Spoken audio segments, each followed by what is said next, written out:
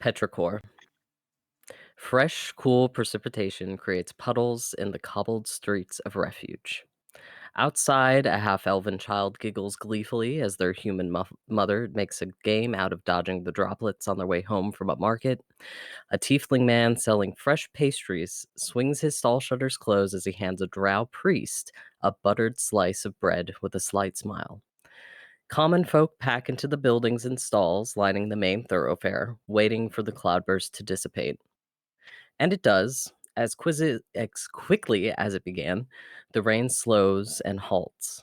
The people of refuge return to their day, and the priest steps carefully over a slick patch of stone, a chair wheeling behind them. His destination is your location. Here, in the cuckoo's nest, you each sit at one of the long mead hall tables. The tavern is old and well loved. You can see it in the beams above and the floorboards at your feet. Above the rack of mugs and spices behind the bar's main section, there is a plaque commemorating the year of its completion. Nearly 8 centuries of history are contained within this hall. As the door swings open, a small tinkling bell announces the drow's arrival. And with that, we'll take each of your perception checks, starting with Storybook. That's The- me. That is you. While I move over to your personal beginning, would you like to describe your character? Okay. So sitting at the end of one of the tables, one hand kind of curled around a glass of wine, like very delicately. There is a pale half-elven woman with very long, dark, ebony hair. Um, she has these very bright blue eyes that are looking around the tavern, seemingly just kind of sparkling with interest, though for those who have a deeper perception, you can tell that there is a calculating look behind them as she takes in everyone and everything that is happening. She leans forward on the table, her hand that is not holding the glass gently resting under her chin. She has these dark red lips and a small smile on them as well. There's a hood kind of resting behind her that her hair is resting over. And her entire outfit is blacks and golds and reds, this travel outfit. She looks too clean to have been on the road too much, but also like even if she was, the dirt, how dare it even like think about sticking to her? And while she looks out of place, she also looks like she belongs there at the same time. And is probably drawing from passersby a few gazes because she is quite beautiful. And every time she does meet the gaze of someone who seems to pass by, there is a small smile on her face in a greeting to them. I'd like you to remember nearly, say, about 5 years ago, at the age of 18, you fled your prison in Luxair. You've been on the run from a corrupt political nobleman's force. 5 years ago, you brought down your own brand of justice. 5 years ago, you just missed the Crow pilgrimage passing through. And 5 years ago, you bore witness to a civil conflict that nearly plunged the continent into war. We can discuss that at a later date, but just for your knowledge, we remember a month or so ago, you found your way to the city of Lakeshore. After years of looking over your shoulder, you now stand before a massive beast of a man with the features of a hippo, a vulture crest imprinted on his bandolier. For those of you who don't know what this man is, he is a GIF or a GIF. The jury seems to be out even among their own kind.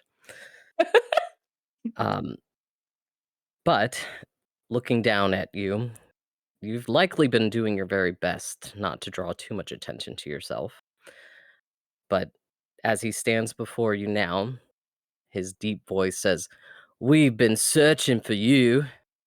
He looks pointedly at the spot your witch mark is etched into your skin.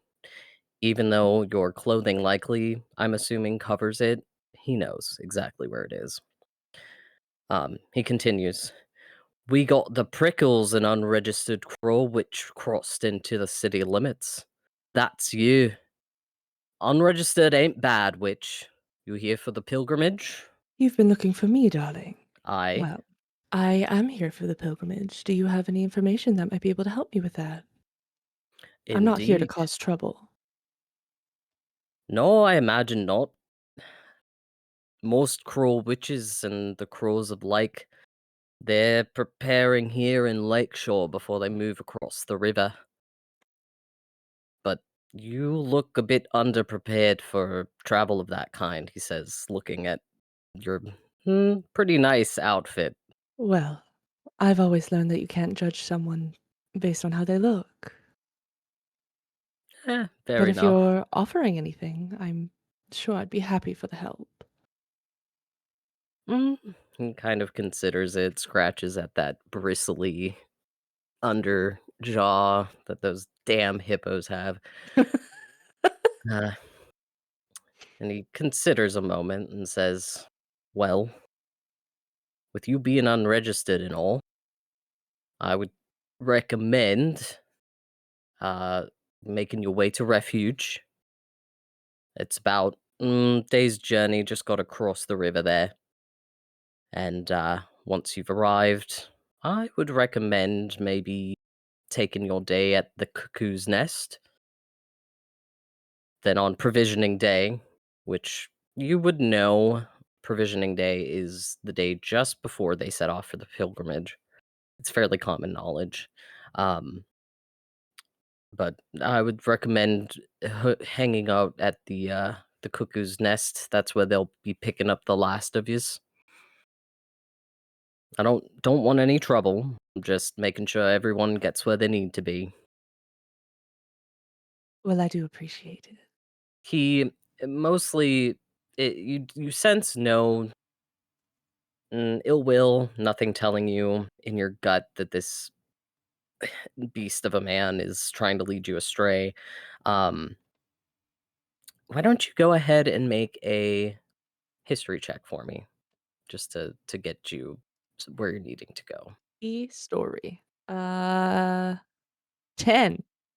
10. I mean, it's again fairly common knowledge that provisioning day is the day just before. Um, you get the sense that truly this gift wants to get you to where you need to go to join the pilgrimage. Um, the uh, you sense based on history in this particular town, because it is right across the river, and knowing even right now that there are preparations being made for the festival that is meant to send off the pilgrimage itself. Um, People are mostly wanting to get on with their business and wanting to be sure that no additional people are needed to be in this town. It's up to you. You do have a full month. It's up to you if you think that she would have gone straight to refuge and either registered or not registered. Um, and if how long you would like to stay at the cuckoo's nest. It's a very it is free for crow witches to stay at this particular inn. Okay. Um, Probably to draw less attention to herself. She probably would have taken her time getting here, but also gone and registered just to make sure like no one's no one's causing but it like maybe okay. Um just so we don't have to retcon. Maybe she Mm, didn't know she has to register. Now she can go do that. That's fine. But she probably would have taken her time getting here, not like rushed to get to the cuckoo's nest, but that was her destination. And she just took her time to make sure that she wasn't being followed and the yeah, like. that's fair. That works perfectly. And for your knowledge, it would strike you as odd that he said that you were unregistered because you were under the impression that your witch mark given to you by your lord, and his vulture um, had registered you appropriately. So that's something to keep in mind. But good. Eventually, I would say over that time, um, you did what you needed to do. It was fairly easy to find a registration. Refuge is chock full of the things that crows find necessary. Um, Witches themselves do need to be registered. Regular crows do not, for everyone's knowledge. And then here you are, having found your way to the cuckoo's nest um, on this fine, fine day. Next up, oh, actually, since you were the first to notice the priest walking through the front door, I'll give you a little bit of a description. He is a drow. He is a fairly classically um, tall, gangly motherfucker. Very classical drow, dark elf, very classic elvish um, features. Fairly long ears. He is wearing dark priest robes. They're fairly simple. They're very similar to what I would say a Catholic priest's garments would be, but with a leather cloak over everything so that the rain isn't getting at him. Um, you have not yet noticed the person that is behind him as far as any features go. But this drow gentleman is standing at the doorway, allowing the rain to slide off of him um, before moving any further into the area. Let me grab. Next up, ay, ay, ay, ay, ay. Kai, if you would like to describe your character. At one extreme end of the table, the same table that Fairy is sitting at, but at one extreme end of the table. So, like, it can be close, it can be distant, it doesn't matter, just at the end, like, very, very end of the table, sits a young satyr, who is a deer-like satyr. So from the top of their heads, they have, or from their top of their head, they have these horns, that are very stereotypical deer antlers, that are adorned from tip to root in gold jewelry going all the way down. They have a very light skin tone with deer-like ears, not human ears, that protrude from the side of their heads with gold jewelry piercing the lower parts of the ears. They have dark red hair that goes approximately like about to their waist. That is very loosely wavy. It's not curly, it's not straight, it's just a loose wave pattern. They have light green eyes, but their eyes are not your normal eyes. If one were to look closely, they would notice that there is a very thin, almost white film over the eyes that give her green eyes a very milky appearance. She is wearing a green tunic that is cinched at the waist with a brown leather belt, and she has a bow that is with her, whether strapped to her back or to her side, whichever would be more comfortable sitting at this table. And to her side, like she has two digigrade legs that are covered in fur that is the same color as her hair. And there are small white spots along her hip going down her thigh that would be very reminiscent of the spots that you would see on a deer. Beside her, she has sitting with her a black vulture. This vulture is not normal. There is something otherworldly about this creature.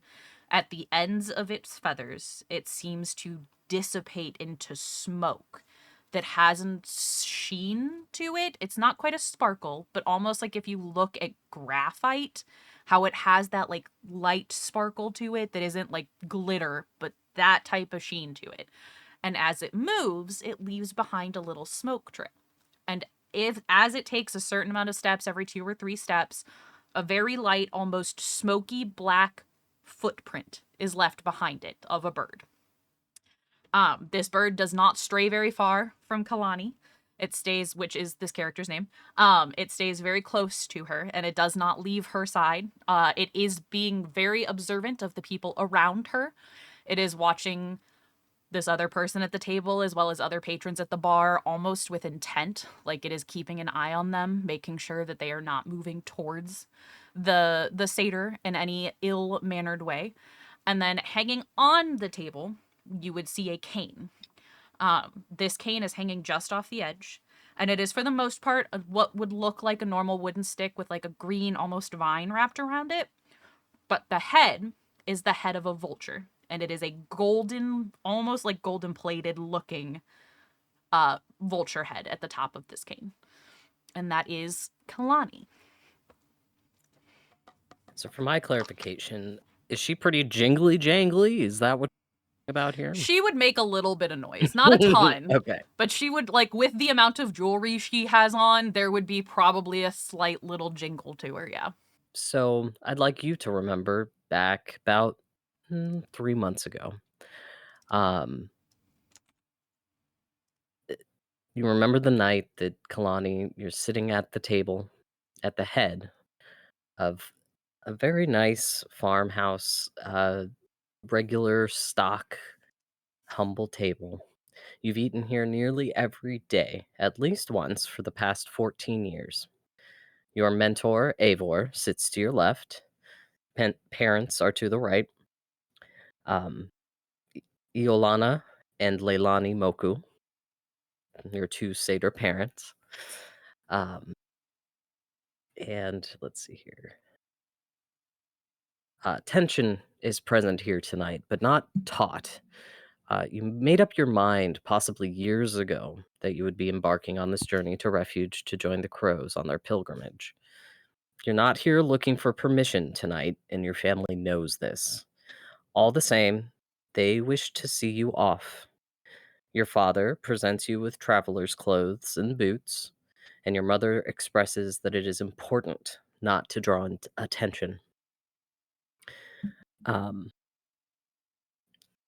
they ask you what it is you hope to achieve on this pilgrimage.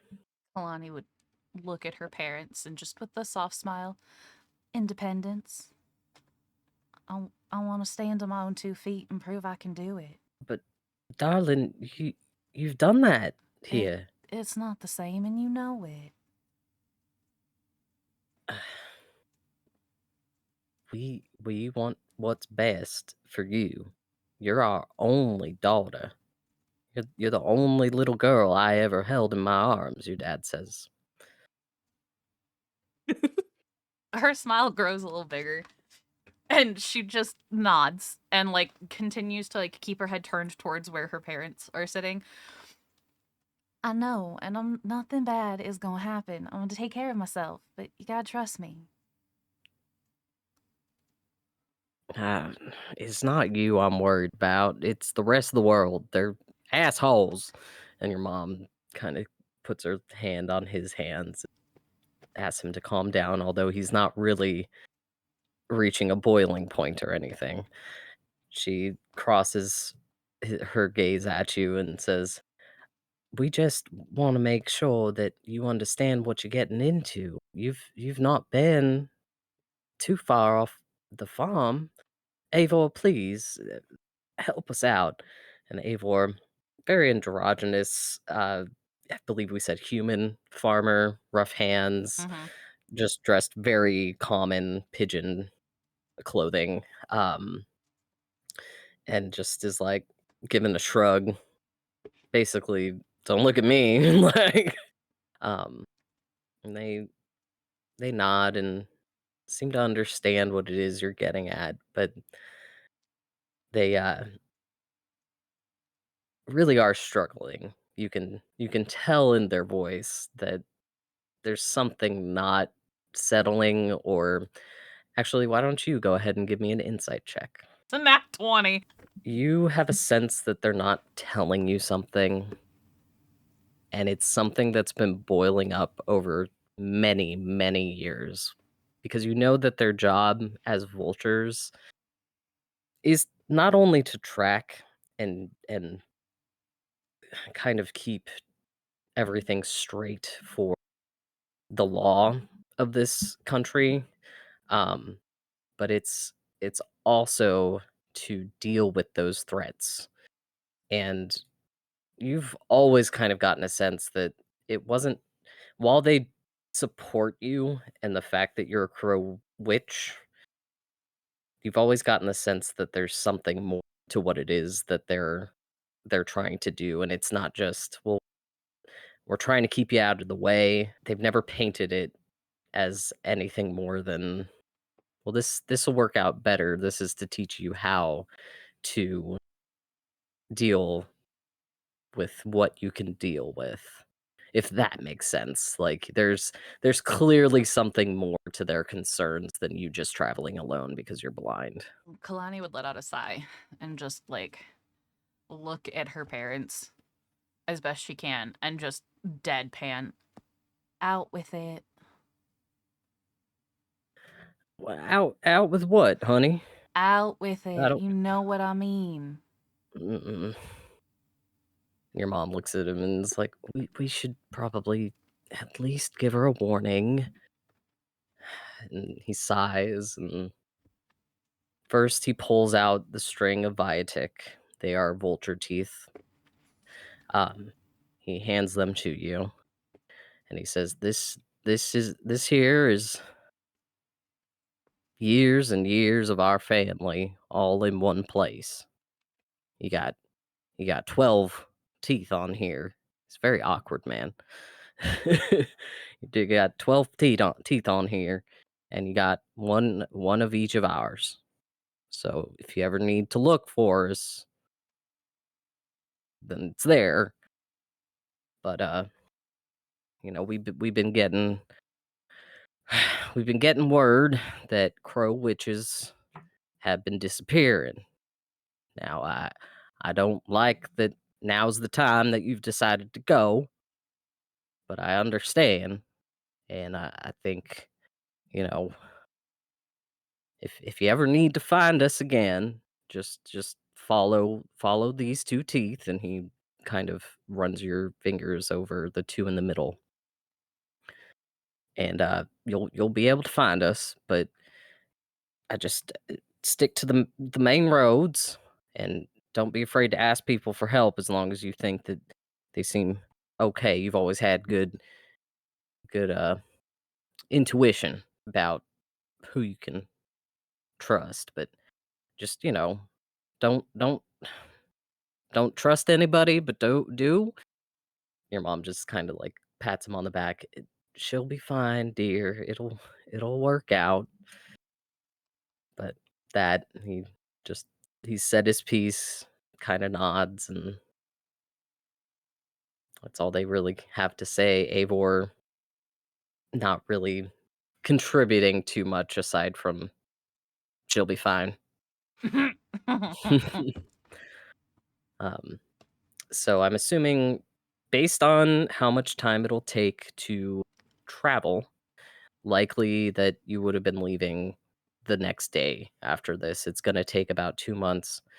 We won't do the whole thing, but I would like you to also make a perception check. 17.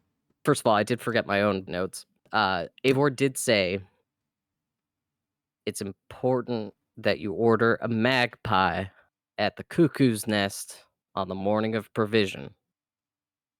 And he hands you or they hand you a, like a cat's fang, how tiny and cute it kind of is. He hands you a slightly larger version of that. And they say that I need you to look for runs with ale at the cuckoo's nest. It gives you a pat on the back. But with that 17, after about a week of travel, you realize that your parents have been following you. My fucking Uh, god. it is up to you whether or not you stick around or wait for them or try to confront them. Kalani wouldn't directly confront them. what she would do is she would continue on, but as she is continuing, she would start to increasingly do things that make it very fucking clear that she knows her parents are there. Like, Okay. she's not going to call them out. She's not going to stop them because she knows ultimately that's probably going to take her longer to get rid of them than it would to just continue on the journey to get there. And she wants to fucking get there. But, like, she's going to make sure that she knows that they know that she knows they're there. Okay. With my role, they realize this fairly quickly, what you're doing, throwing a little bit of a fit. And after another week or so, you realize that they have given up the task of following you, and you are now able to continue your way as you would have. Um, just to give you a little bit of fun there. Back here in the cuckoo's nest, to give you some more description, the drow gentleman has come in a bit further. He has also sat down. He has ordered a he actually goes up to the main bar, asks for a mug of ale and a black tabaxi, also fairly androgynous, comes up and sits with them. So a little bit more happening as we go on. Next up, Archer, Hello. if you would like to describe your character. Hello. My character is named Mortimer Mayhem. He prefers Mort. Mort is a halfling, so he's about half the height of everybody else by all appearances. He looks, excuse me, adult aged, with tanner skin, dark hair that's like in curls that kind of poke out. His hair looks like he's been cutting it himself. Green eyes. He's pretty well dressed, but in the tavern, he's sitting kind of towards the edge of one of the tables, but not at the extreme end. Just kind of like whatever chair he saw first was where he went. He has a book open in one hand and a pen in the other, and then every once in a while, he like stops to pick up a morsel to eat from his plate, sticks it in his face, gets pen on his face, gets annoyed, wipes it, and continues to repeat the process as he's taking notes, kind of locked into his own little world. So for you, Mort, 2 years ago, you're standing at the bedside of your mentor. Mother, your goose, has draped herself across Mir's chest. I have a request, Mortimer. The next pilgrimage will be instrumental in our future. Take my satchel. He points to an old brown leather bag you've seen him carry often, one inscribed with the initials of someone you don't know. Um, if you'd like to go ahead and make a perception check for me, I can give you Yes. those initials. I got a Depending. 5, so I can't read. Okay. This satchel is old. This has been used regularly. Well loved, well met with, every little thing that Mir has been up to over the years. Um, you know you know that you've seen him wearing it super regularly, but those initials are very difficult to make out. They are it's almost as if Mir has been like using them like a worry stone, running his finger over it again and again and again until the leather has almost forgotten. So good job. You've lost a clue. In the satchel, you do find 3 letters. Each is addressed to a crow witch along the path of the pilgrimage. One in Lakeshore, um, one in, let me write this down too, so that if I need to, one in Lakeshore, one in Valier, and one is actually at the fort of Tav. Um, I lost my spot.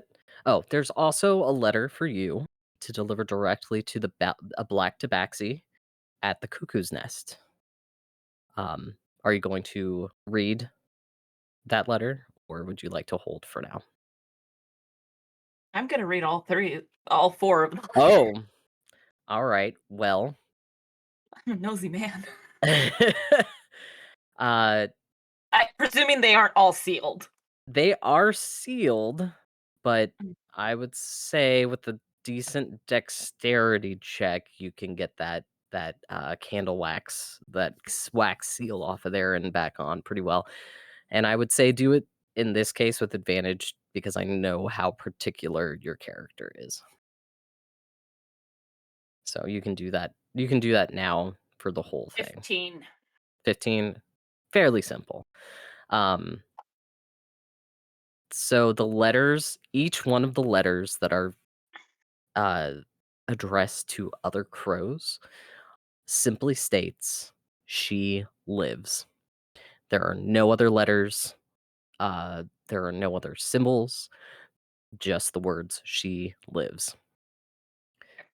With that 15, since you've also got time, I would say Mir probably says to you that these letters, they don't need to go directly to them. You can wait until you are on the pilgrimage. Um, but I'm assuming you've opened these away or after some time has passed and Mir Yeah. has passed. Okay. Um, so yeah, each one of those, there's no other runes, no other words, no other descriptions, no pictures, nothing. It's just in Mir's handwriting. She lives.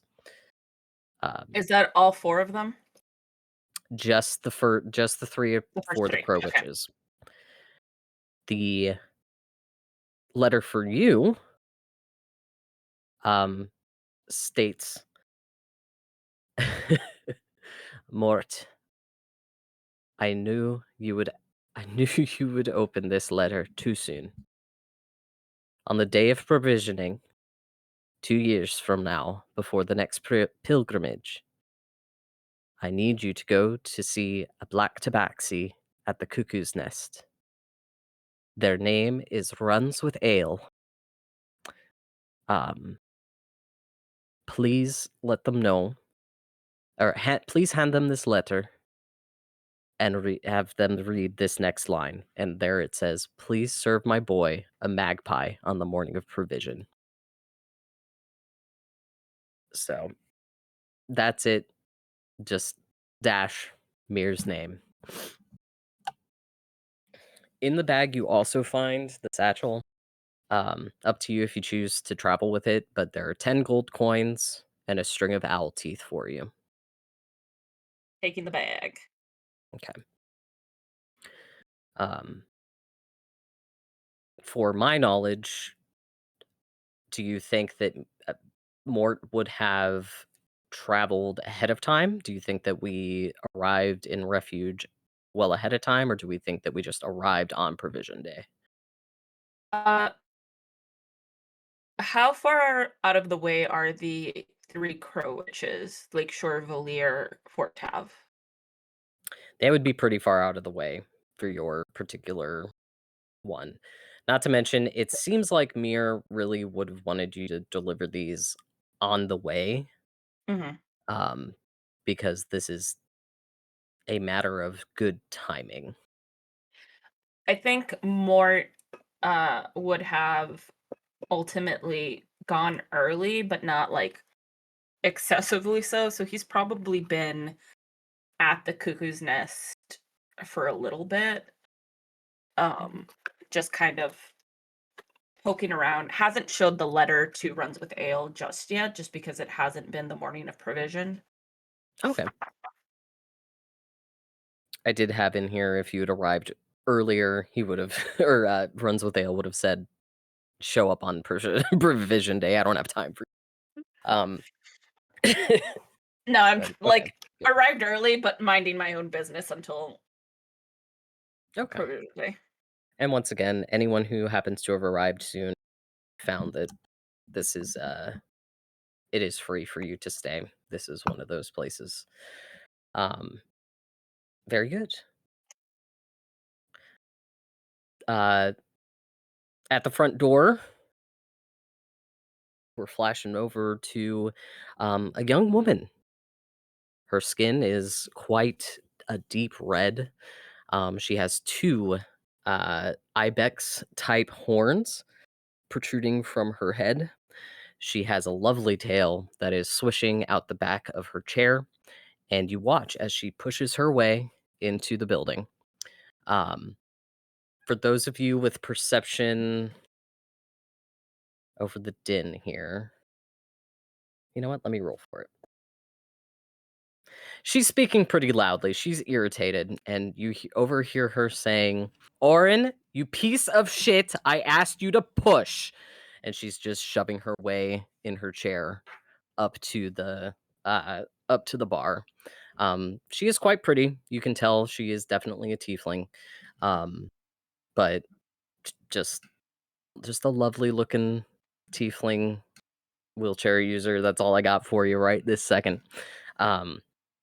But definitely a little bit irritated that she is having to work her way through not only uh, slick cobblestone, but it seems that Orin has let the door slam on her originally, and now she is quite pissed off. We move on to Xander. If you would please go ahead and describe your character if you'd like. Okay. So off alone at one of the tables, you see a rather short wood elf sitting on the edge of a table instead of a chair, sort of kicking his feet as they don't reach the ground. Cute. He isn't wearing anything fancy, but it seems like his clothes are well taken care of. He has long white hair, and he's holding a tankard in his hands, sort of just playing with it more so than drinking from it. He's occasionally making glances at the rest of the room, not in a suspicious way, but just kind of checking out what everyone else is doing. Though he seems content off by himself. For you, Redrix, I'm finding I need to maybe make my OneNote a little more accessible to myself. So we go maybe about a month back to a forest on the outskirts of Valir. Um, Redrix, you're sitting at a campfire with across from you an older, slightly stouter wood elf with long red hair speaks from behind a wooden mask that looks otherworldly. It seems to mimic a knight's helm ornamented with curving mahogany horns. He's always said it was meant to instill fear in his enemies' hearts, but you've always found the mask to be a comfort. He says, "Sit with me." It's a command, though his voice is gentle. Would you like to sit with him? Oh, yes. You know this to be Fellwinter. This is your mentor who has taken you on small types of adventures, little journeys to kind of teach you the ways of as he can to becoming a competent druid. Um, Over the years, it seems that he's really tried to emphasize that killing is not necessary when it is when another route can be found. He would much rather, given his past, teach you to heal rather than fight. Um, he says, "We have journeyed now for a year, town to town, offering aid where we can in our sister villages. But I have concerns for the land and its people. Do you remember the stories of the plague rot that once ravaged Skogheim, which is the country that you are all in? And it's up to you. Would you like to remember the plague rot?" I could always do with a refresher. Very well. Hundreds of years ago, remember that the crows once traveled the land, ensuring that the plague rot did not spread beyond each village. Um, Most people believed that it was due to our sins, that if someone was unjust or did not help his community or was simply rotten, they would contract the plague rot. We know a little better now, but it still does evade us exactly what causes it. But over time, the crows were able to end its savage spread across the country. Now, recently, as we have visited our sisters and brothers, I've noticed signs that the plague rot may be returning at a larger pace than it had been.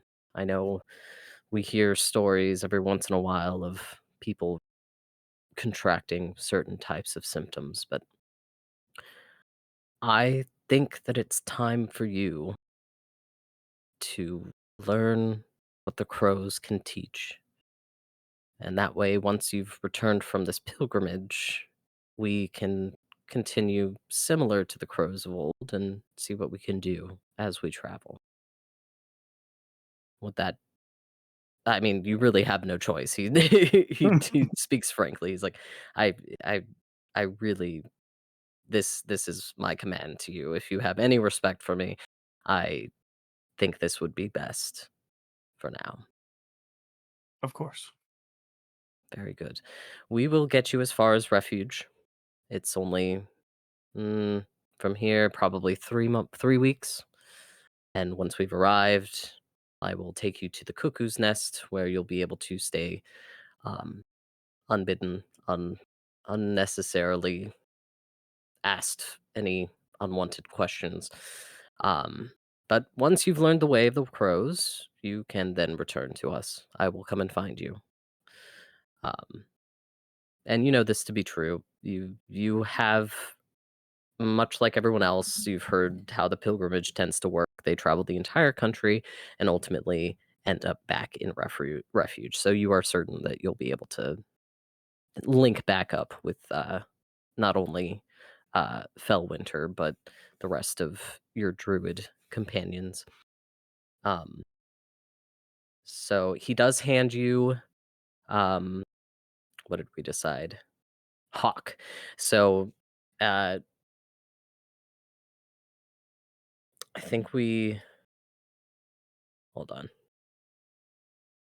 Yeah, he didn't really give you a choice. He has a string of hawk teeth that he has created for you. Some of it does belong to family, and it's very unceremonious. He just kind of hands you the hawk teeth once y'all are on your way to part ways in refuge, and that is the last that you have a chance to see of him. After back in the tavern, overhearing this young lady speak harshly to this drow, um, she, you notice, also orders a magpie. She orders it is essentially a blueberry pie. Looks very delicate and lovely. Um, and they take to talking with one another. Runs with Ale does approach the two of them, or had already approached, but is now speaking with them. Um, and once they've had a quiet conversation, you do notice, all of you, that Runs with Ale is slowly asking people to leave um, if they're not ordering the correct item. Uh, for our purposes, Storybook, Runs with Ale does approach you and says, "What will you have?" Oh, I'll take the magpie, please. Ah, very good. I'll be back. And scuttles off to take a couple more orders and ask a few more people to leave. Um, they Runs with Ale does approach you, Kalani, and says, "You, what would you have?" Kalani is gonna tip their head and just magpie, please. Very good. Continues on, asks a few more people to leave after not hearing the correct answer. Um, Goes over to you, Mort. Child? No. What? Adult. Halfling, Not child. not child. Not child. No. Would I you was like... told. Go on. Do I get a discount if I'm a child? No, No. never mind. I was told to give you this. He holds out the letter. Okay. Runs with ale, reads, and goes, ah, magpie for the child. Walks away. Not a child. This is important. I'm not a child. Runs with ale does not pay you a second of mind. Every single time.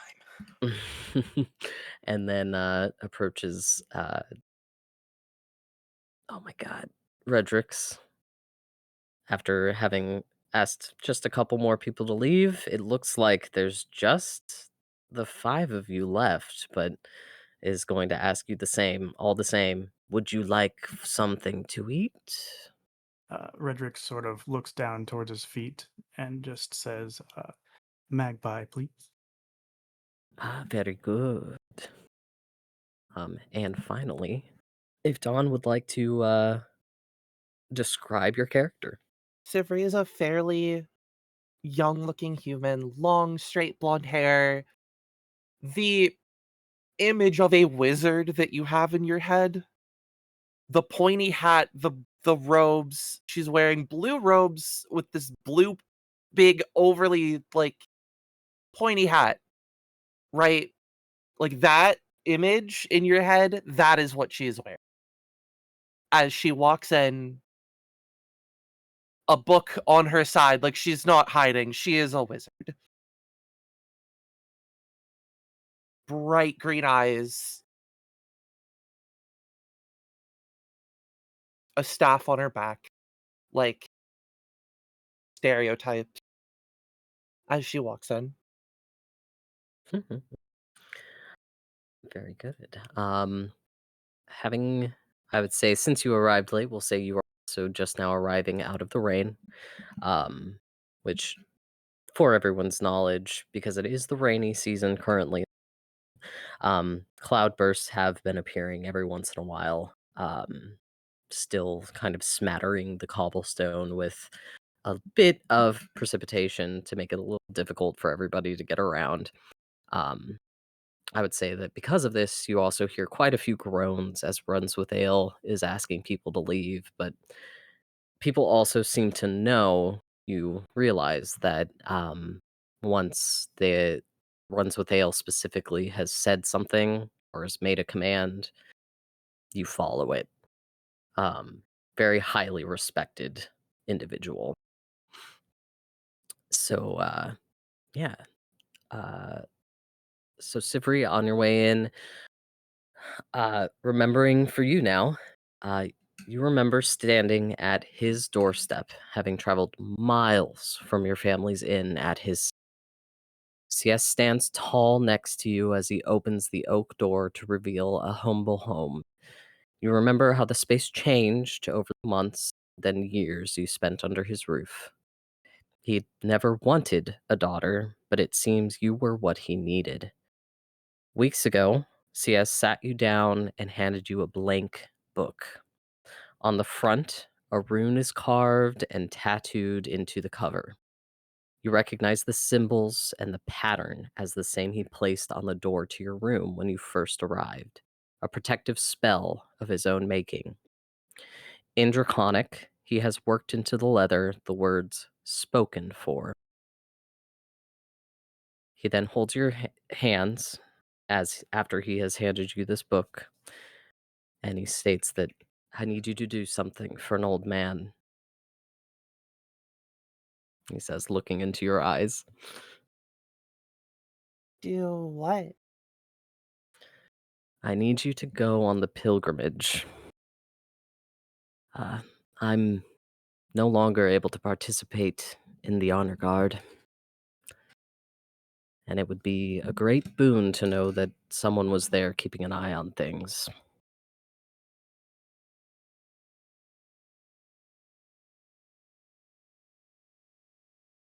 I mean, I can't think of much of a reason not to.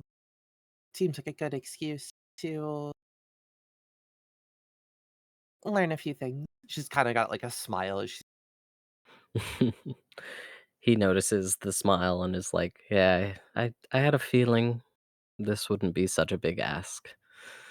Um, I have a few things that I need to take care of here, and I'd like to I'd like to participate, but I had to skip last time, and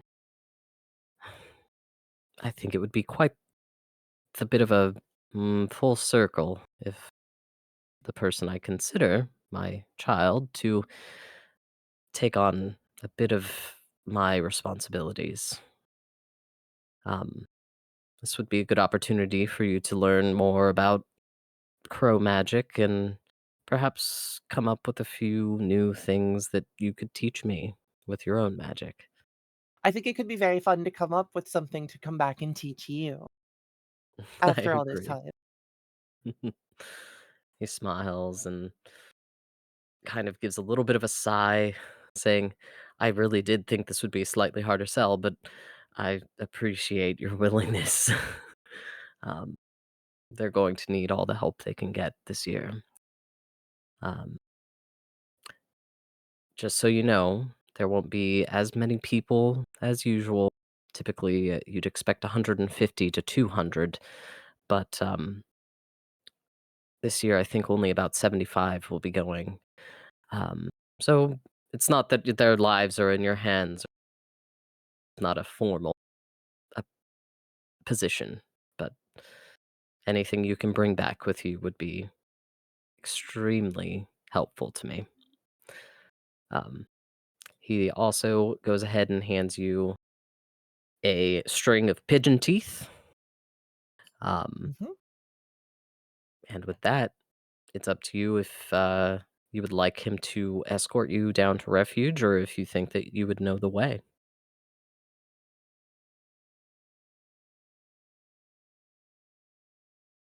She'll bother him to go with, even if she does know the way. Okay. So he would do the same thing. He'd get you there, get you settled in. Uh, explains go ahead on provisioning day to ask runs with ale for Magpie. Um, that way he'll know that you're meant to be part of the main party.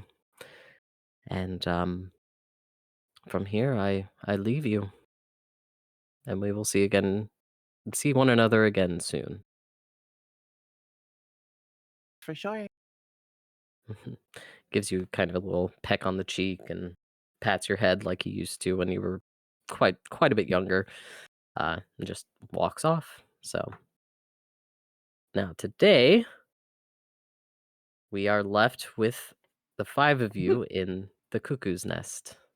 Runs with ale, having seen you come in, comes up to you finally and says, "What would you like to eat?" A magpie. "Ah, very good.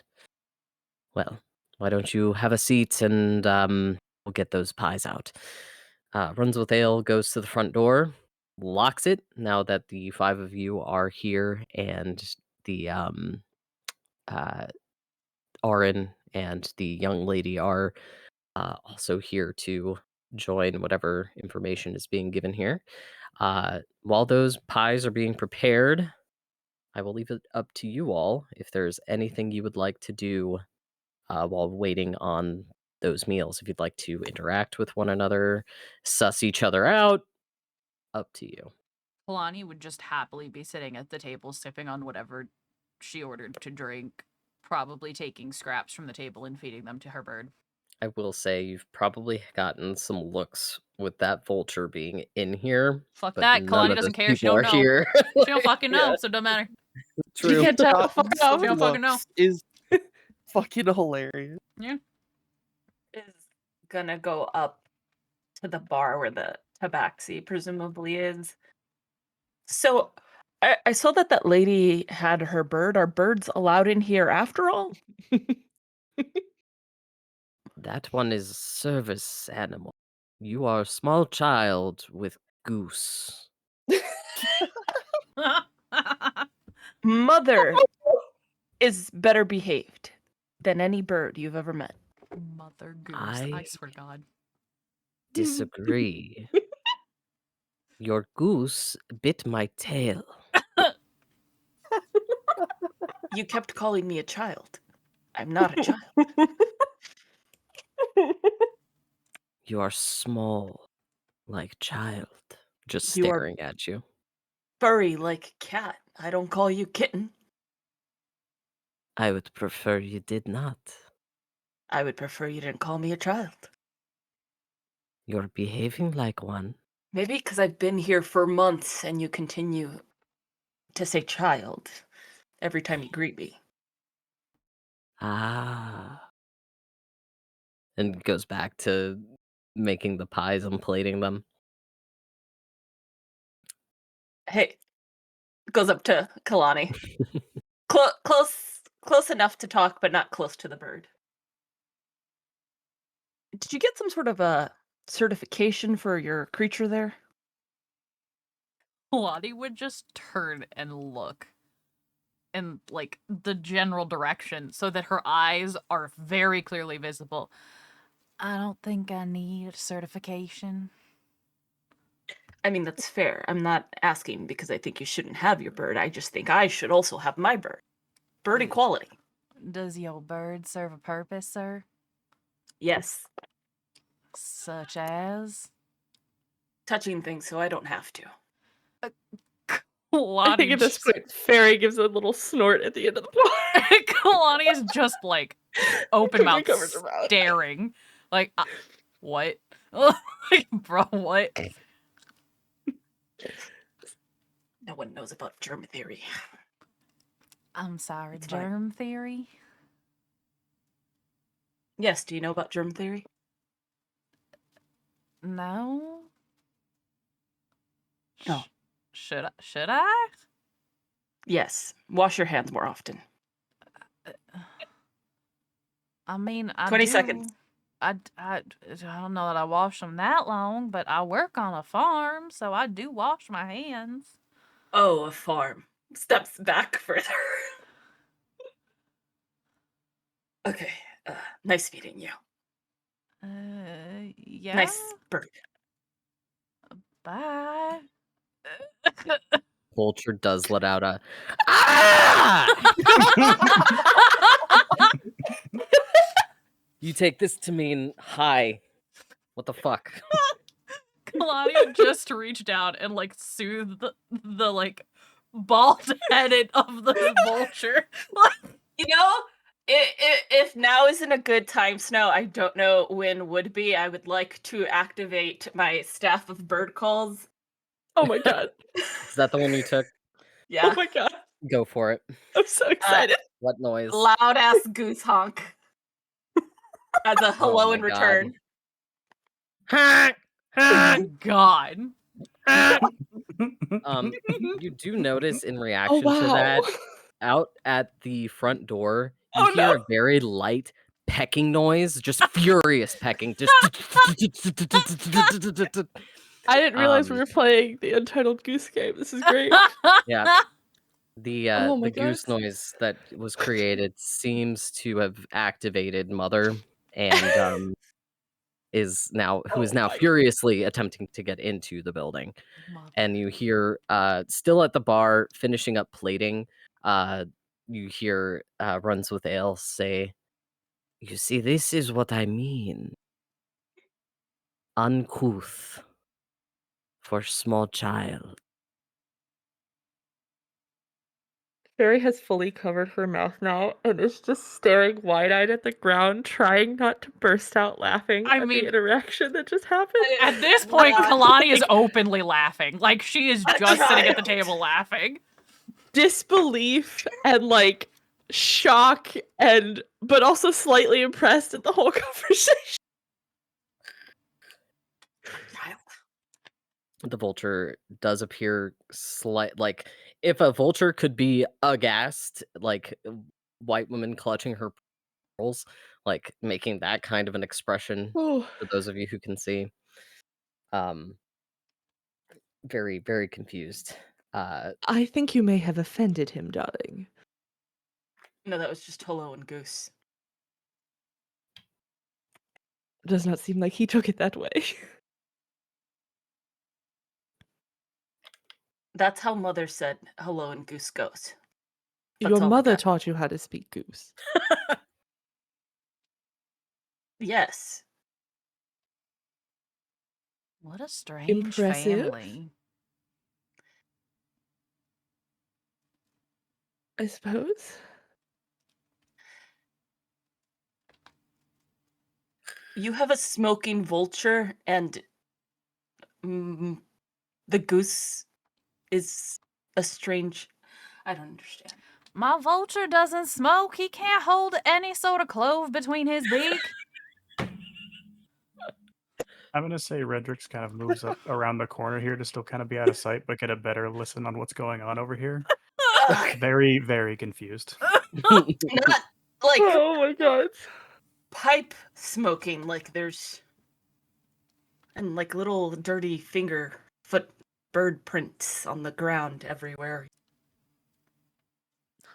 Whew. He's a bird. There would be bird footprints. That's how that works. No, are you aware that your bird is not a regular bird? What are you implying, sir? That is That your not a bird sir, that is a child. Runs with Vale is now coming around to where you all seem to have been kind You of call me gathering around this table. Puts each of the like on a server's tray, got all of his pie. They've got all of their pie. I'm gonna fuck that up. Places it on the table and starts setting it down. Really, you all get the sense trying to kind of beckon you all to the same area to get you together for a discussion. I would say that Mortimer would stand by the table, but I think the chair is a necessity. He stands on the chair. Yeah. For the upteenth time, not a child. Halfling. Halfling. If adult is half of age, it is child. No. Not half of age. Just half of size. Mm, very good. Walks away. Would you call a dwarf a child? Kind of Darling, racist. you know they're doing that on purpose, right?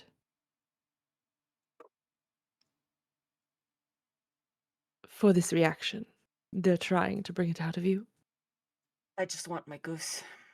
I don't think it's too much to ask if that's a bird and the bird is here. My bird should be allowed here as well.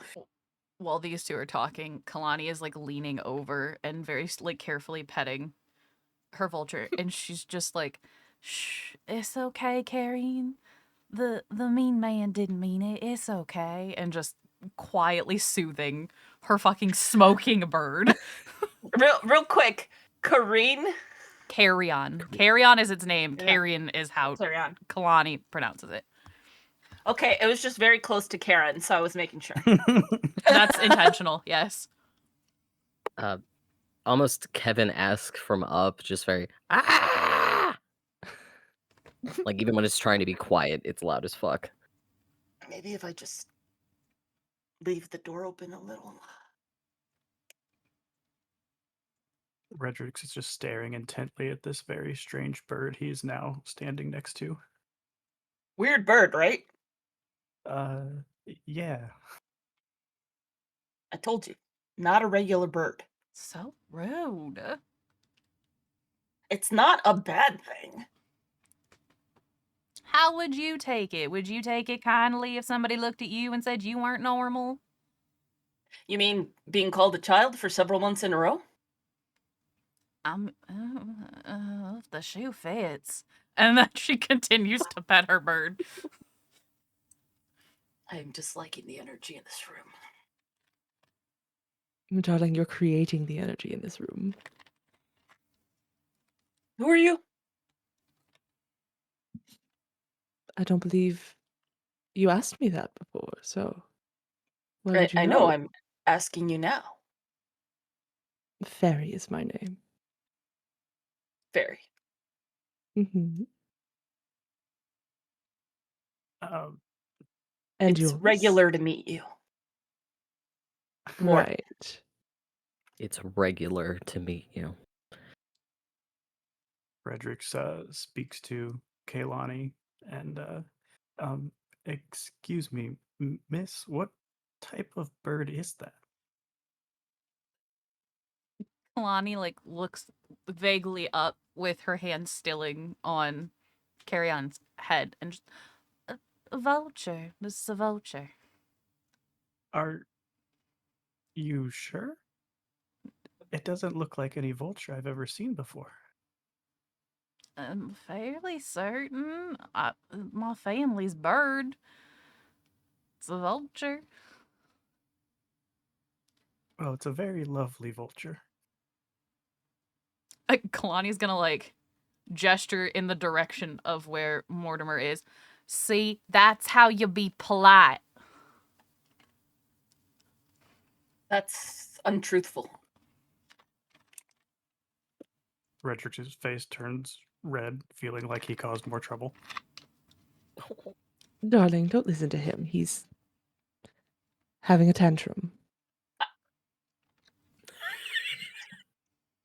I'm just gonna eat my pie and mind my own business. Probably a good idea. It's an idea. Kalani would look back to the newer person and just thank you. By the way, I'm sure Carrion appreciates it. Oh, yeah. Carry on. Sivri, the whole time through all of this, has just been doing her absolute best and failing at stifling her giggles.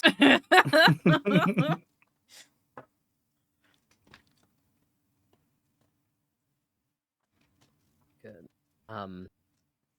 As you're kind of eating your quite delicious blueberry pies that have this strange magpie name, um, Runs with Ale is now back behind the bar, whispering something to Orin and the young woman. Um, they kind of nod at each other, and first to approach is the young lady. Uh, she kind of just makes her way. Her wheelchair is very well put together. It's mostly made of wood, but you do see a few metallic components in there. Um, at some point, she does kind of struggle to get over an ill-placed rug, but then gets free and continues on over. She comes up to the head of the table, um, and introduces herself. Well, hello there, everyone. My name is Nadja. How are you? Just looking you all over. In literally Wonderful the to meet you. most AA way possible, Kalani goes, "Hi, Nadia." Oh my god. So I imagine this is a bit strange for you all. I am here to greet you all on behalf of the High Crow Witch. He is currently at the academy, ensuring that everything is ready for tomorrow's departure. Um, Over there is Orin, who is the crow's left hand, if you will. Say hello, Orin. Orin just looks over, gives half-hearted wave. Um, and goes back to whispering a bit with Runs with Ale. Um, and she says, "Well, I apologize. If you'll all, if I may have each of your names, please." And she kind of takes out a little notebook and is ready to write down each of your names.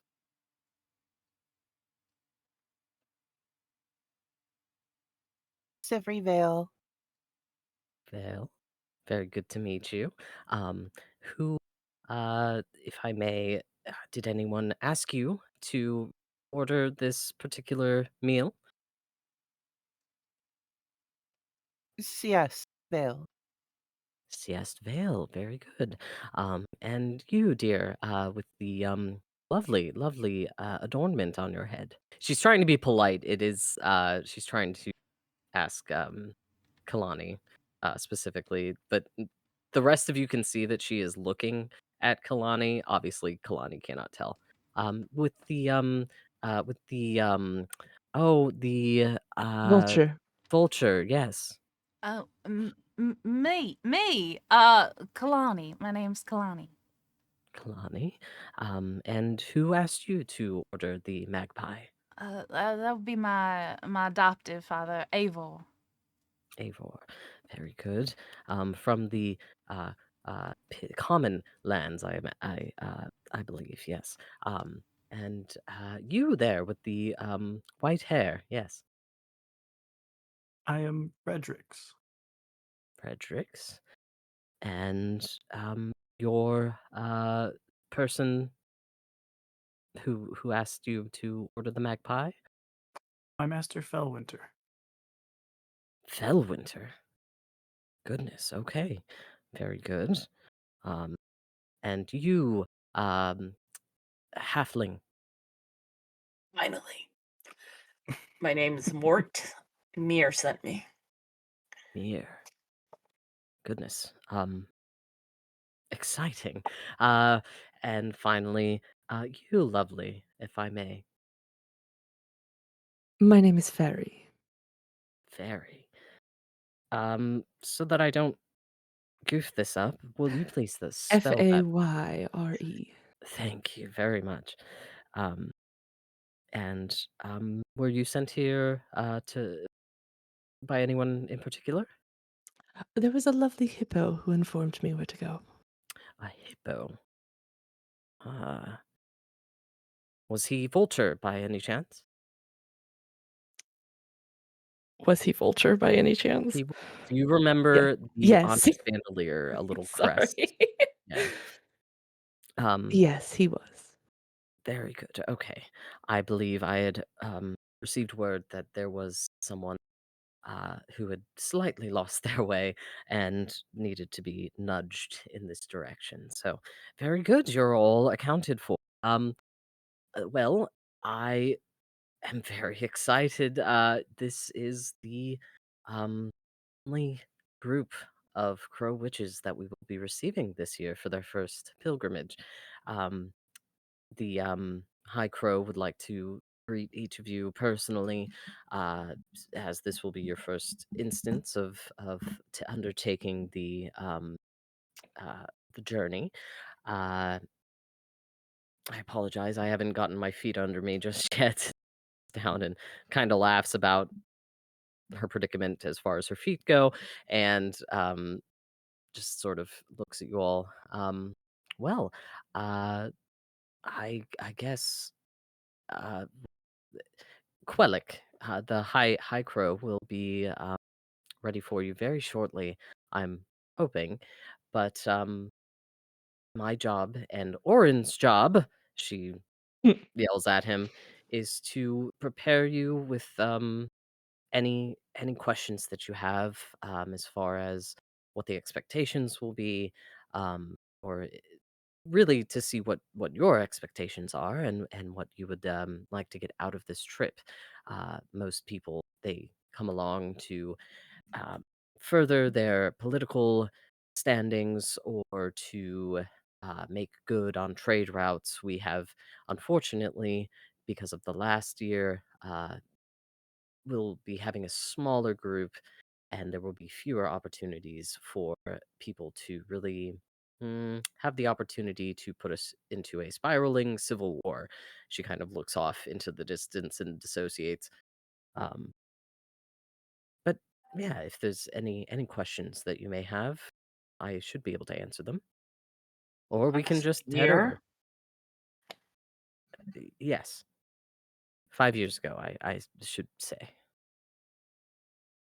you wanna maybe elaborate on that? I mean, it's fairly common knowledge. Back on the last pilgrimage, Lord Keon of Luxair, he made a bit of a fuss with one of the traveling politicians from the capital, and attempted to, uh, I guess there's really no other way of saying it. He attempted to murder a member of the royal court, so that wasn't great. But since then, we've had to tighten um, who would be joining the entourage, I suppose I should say. Um, Keon was unsuccessful, obviously, and because of his standing, remains in his seat of power. But we may well be avoiding that particular town this time. Hmm. So a guy attempted murder and nothing happened. No, no, certainly not. Of course, nope. That is. I see the shock in your features. I agree, but nothing to be done, I suppose. That's a little fucked. Hmm. Mm-hmm. Anyways, aside from political intrigue, uh, any questions as far as the itinerary, where any duties that we may ask you to perform, given your standing as crow witches? Duties? Well, yes. There have been some sightings, some reports of the plague rot returning in some places. It's always been a slight bit of an issue, um, but the uh, we will be performing rituals along the way to ensure that the rot doesn't spread. As of right now, there are no major concerns, but it's pretty typical of each stop. Each city will be having a rite performed, anyways. So there are some moments where you will, each of you, likely be expected to perform different mm, ceremonies, I suppose. I guess I should ask: are any of you opposed to blood? Yes. I prefer not to deal with it, Mm, I had to dress but animals regularly. Blood don't bother me. You can't see it either. I'm sure that helps. that Valid. was quite rude. Uh, that was factual. You bringing up something about someone else is factual. Is saying your hair is black rude? No, because that is a descriptor. Talking about someone else's disabilities is rude. I mean, he's right. Does not mean he should treat you that way, darling. right. Well, I'll put one of you down for comfortable with blood. Um, let's see. Anything else really pressing? Um, hmm. As far as And any rituals we would be performing, how would we learn exactly how to do them?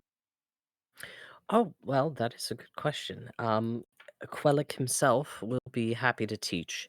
Um, we will have a couple of additional crow witches who have been on the journey before, who are happy to teach you any of the wording or the, mm, I wouldn't say runes, but sort of any additional somatic or material components that would be needed. Um, they're not particularly difficult to come across, and they are quite skilled. Most of the crow witches that we have joining us have been performing these ceremonies across the nation, as travelers themselves whenever they are needed. The beacons are still used, as I'm sure many of you know, As far as if a town needs something right away, they are able to make those journeys on their own. Um, but we would like to have several people available should we need to uh, do more than one ceremony at a time, depending on what part of town we are needed in. You'll see once we get out there on the road. Um, I mean, most of the time with these sorts of journeys, that is what most people are looking to do is to maintain that ability, uh, even though it isn't nearly as needed as it once was. So there will be opportunities to learn, just like with each of your. And she looks at those of you who have teeth of visible. She mentions that if you need any assistance, if you've not practiced as much with your teeth, um, though I don't want to assume, they would be able to assist with that as well. Any other pressing questions before we leave? Can I bring my bird? I mean, well, yes. Okay. What uh, that vulture or Oh no, it's the goose outside. the goose? Yeah, The goose. yeah, mother. The goose is The goose is named Mother. The goose is not my mother. You do know how species work, right? You hear outside another.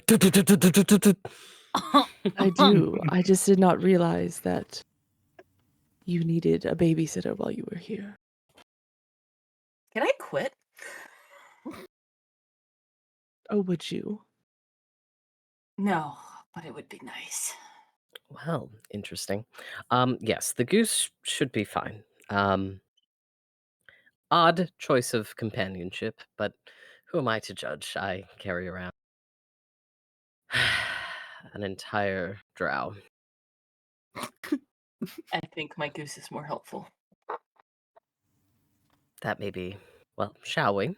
Um, Orin, please, can you push me? I'm quite tired of. Please.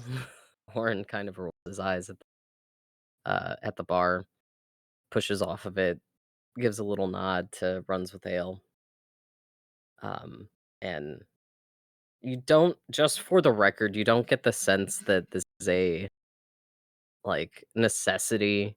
She's mostly asking him for A, to give him shit because he's been obnoxious all day, and B, just so that her arms aren't about to give out because she has been, based on how she is looking, um, she has been trying to navigate the streets all day. It doesn't seem like this chair is super well suited to the cobblestones. Um, it does actually seem a bit more suited. Actually, whoever would like to go ahead and make a nature check. So, those of you who got, I would say, above 12 in this case. So, sounds like Sivri and Redrix. Unless I don't I don't know if I heard you storybook. 8. Here. 8. Yeah. 8. Okay. So yeah, Sivri and Redrix, you both notice that this is built in a way that is actually very well meant to uh on dirt, grass, um anything but the city. Seems like it's she has a preference for being out and about in nature, um with that once over of her contraption. Um, so Orin walks up and kind of gives a little nod to all of you, walks around behind Naja and takes hold of the wheelchair and starts to push her toward the door. Runs with Ale does meet them at the door itself, unlocks it, and let's see. As soon as Runs with Ale unlocks the door, Mother comes barreling in headfirst, chomping at the air. um, speeds. They are all able to kind of sidestep, with the exception of Nadja, who Mother kind of swerves around and makes halfway through the main portion of the tavern. Mother is now honk, honk, honk, honk, honk, honk, Here. just looking for more. I'm right here. I'm on a chair. Highly visible. Hello. Just hear the Gods. pop, pop, pop, pop, pop, pop, pop, the little feet smacking on the planks as she approaches you. Kind of sidesteps as best as she can the vulture, and does end up at your side, Mort. Who's right next to me? Like, right next to me. Probably Mort. Gross. Oh Who else is right next to me? You're to my goose. Sivri, I think, is probably the next Sivri's closest. across. Yeah. Okay. Yeah, you'd have to go around. That's fine. I'm gonna lean forward on the table and glance towards Sivri and go, "Are we sure they're not related? Because I think I know where he got it from." Kalani has been- lets out a laugh at that from down the Yeah, table. Sifri has been trying and failing to stifle giggles, and she's just laughing. Okay, Mother. Mother seems to calm down when she's at your side. It is a fairly decent sized goose, I would say. One that if you really wanted to try, you could probably make an argument for being your like ride, but you're still a bit too big for that. Oh my! Still a bit too big. In practice, it's not something I would probably allow. As long as it was possible when he was an actual child. Yes, That'd be I would funny. say yes. I love it. Sivri's just been giggling at everybody, just watching and laughing. That's Hey, Snow. Yeah. Can I use a spell? Oh yeah. What would you like to use? Well, first, Redrix would sort of lean over towards Kaylani and say, "Excuse me, Miss Kaylani, was it? Yeah, what can I do for you? Would it be all right if I spoke to your vulture?" By all means, Oh shit. be my guest. Go for it. If you cast Speak with Animals, you'll have 10 minutes of communication with any animal you choose to speak with, honestly. I don't think it's not a specific animal, right? Yeah, it's No. just on you. You can It's been a speak while with since I've animals. used that one. Mhm. Sick. So you could also talk to Mother if you wanted. I would say, I Mhm. assume I'm just hearing what Mother is actually screaming now. Yeah, so you do hear Mother anytime that she kind of just screams, it's food, food, food, food. Occasionally, where's Mort? Like looking, where's Mort? But it's just a variation of food, where's Mort, and probably like letting you know Will consistently. Robinson. Yeah, like I'm cold or I'm too hot. And like where are we going? Probably. It's like a child Oh my god. looking for its parent, even though by all accounts this goose is quite a bit more mature than that. They are still lower intelligent creatures. Okay. If you pay attention to the vulture at all, the vulture is actually softly spoken, and while the rest of you do not necessarily hear regular like noise from the vulture, Carrion does have like quiet little it's like an internal monologue, external of like we got to make sure that we don't run into this wall, and we got to make sure that we don't run into this leg of the table. Look at that, over there, there's probably a stone that as you're walking through the cobblestone area, I got to make sure that she doesn't trip on this. I got to make sure that people aren't in the way. And then every once in a while she'll raise is Carrion's a lady, right? I have never specifically assigned a gender. Okay, so every once in a while you'll hear Carrion, the voice gets louder and it's Carrion's screeching while you're outside specifically, um, like either go left or go right. Um, and because of this, Fredericks, if you'll go ahead and make an insight check or perception, whichever is higher in this case. Those two I go interchangeable sometimes. It was insight, and what was the other one? Insight or perception. Perception might be more valid in this case. Okay.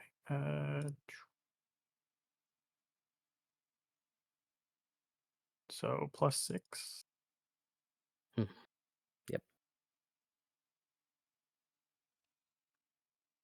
Okay. 25. Very good. Yeah. You notice whenever you hear Carrion's voice get a little louder and they're saying left or right, Kalani inherently makes micro adjustments based on that command. So there are specific noises that she is or that they are making to guide Kalani in different spaces, because I'll describe for you all, because I assume we're making our way downtown. If you'd like, we can go out to the portal here. I Teleport time. think I did this correctly. Oop, oop. Yeah.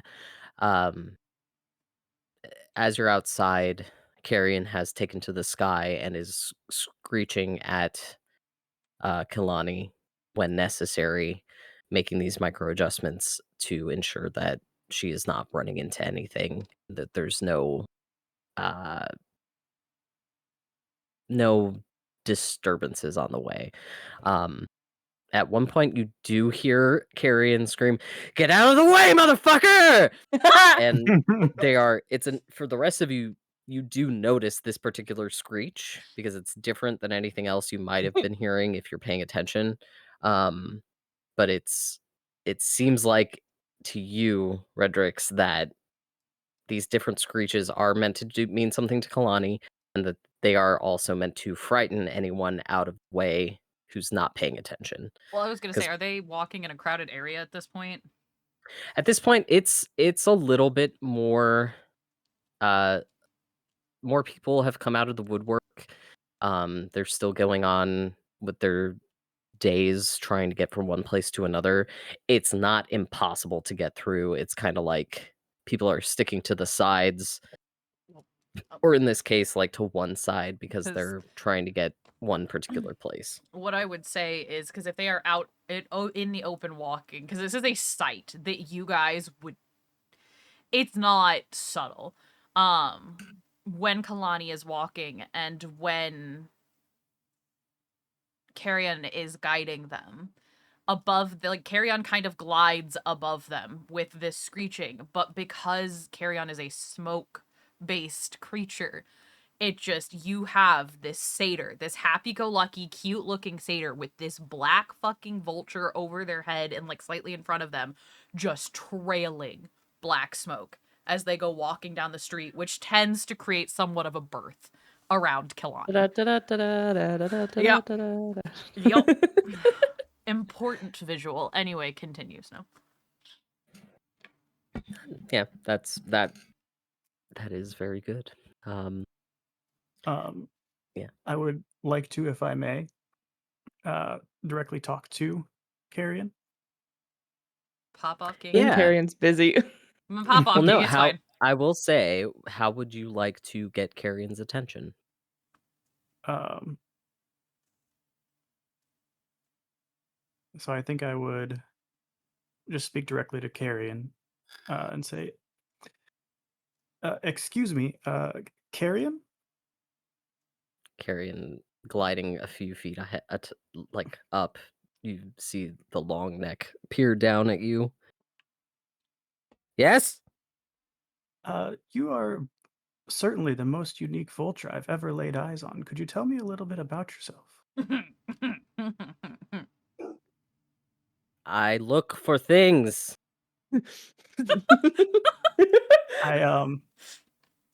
I see. Good, because Kalani does not. Wow. Right. I love this bird. So These are easier to get along with. why do you trail black smoke? Smoke? And its head just like does that thing where the head just kind of looks under itself and behind and makes a show of screeching like, ah, smoke! What of it? Never Trying to be mind. sarcastic.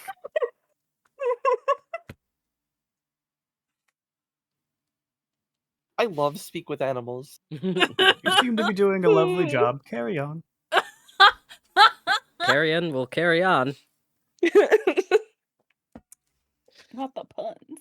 You get the sense that Carrion is just intelligent enough to they've just met you and they're not fully willing to share anything deeper because they're actually let's make an insight check. Fuck it. This one is a Okay. valid insight check. I like making people roll for things. Work for it.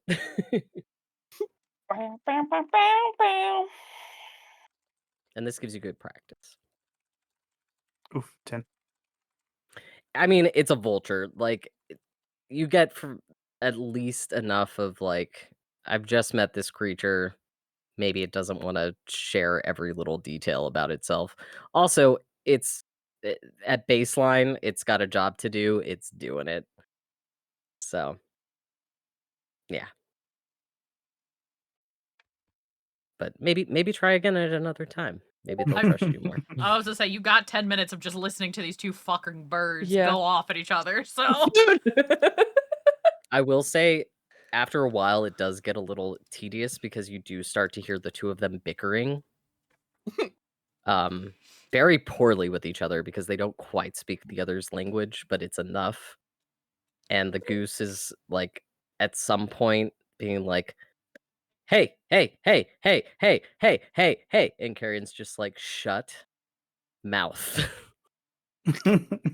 I see stone. Like, very back and forth, like, just like, shut up and let me do my job.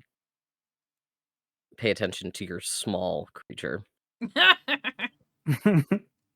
Your child. Yeah, your child. Not a Actual child. child. But yeah, you are walking down the main.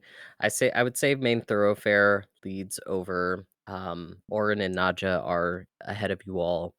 Uh, and eventually, you do come to the docking area, which is where we're at now, and they lead you over to a very like pretty, um, kind of academic looking building. It does have a few different like on the face of it, just like this, you can see that it's got a very large amount of rooms. You can tell that this is a place of learning, as well as I kind of safe haven for the based on the fact that the fencing is quite um sturdy. But it does look out at this lovely harbor that actually across the way from here you can see Lakeshore, which is the first city that you'll be going to, where Fairy actually got her information of go, um, and very clearly where you'll be heading first. It's the starting point for the pilgrimage. Um, You do see that preparations are being made for one of these kind of small galleon type vessels, and get the sense that while not everyone will be going across this river um, city, but it is important to note that this is the pilgrimage will start off with a trip just a few miles across this body of water. Um, so, as you arrive, Naja puts up a hand, asking Orin to stop silently. You see her stand up from her chair and put an ear against the door. She looks back at you all and says, "Something's not right." Immediately on edge, but nobody can see. Very like gonna keep face, but immediately starting to look around everywhere at what's going on. Redrix is just trying really hard to focus over the sound of the two birds. You can switch it off. You can like turn the spell off if you don't want to keep like.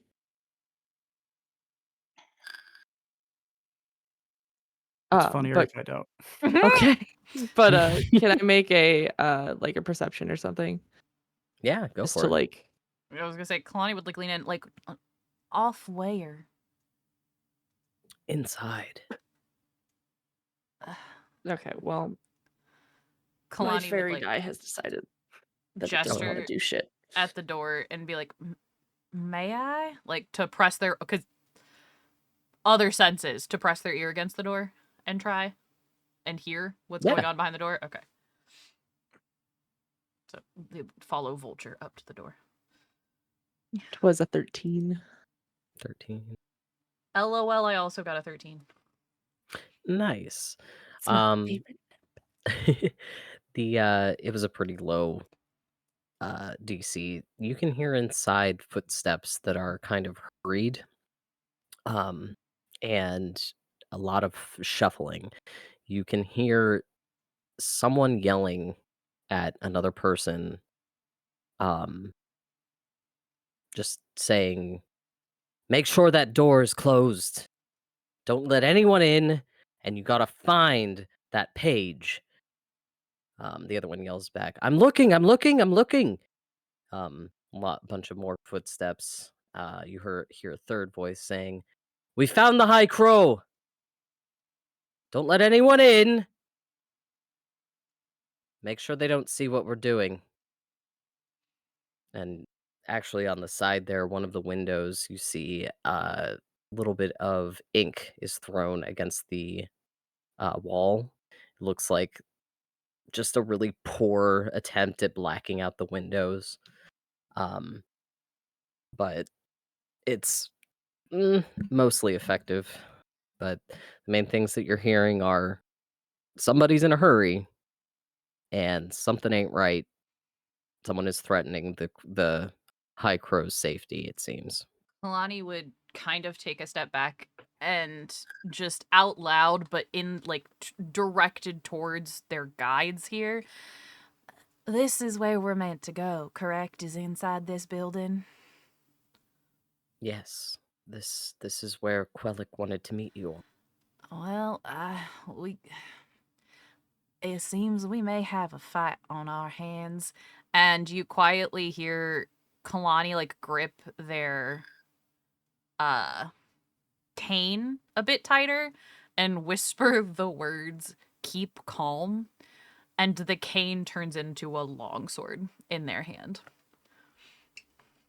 Redrix, you actually, after Kalani says "keep calm," Carrion lands right next to Kalani and says, "And carry on."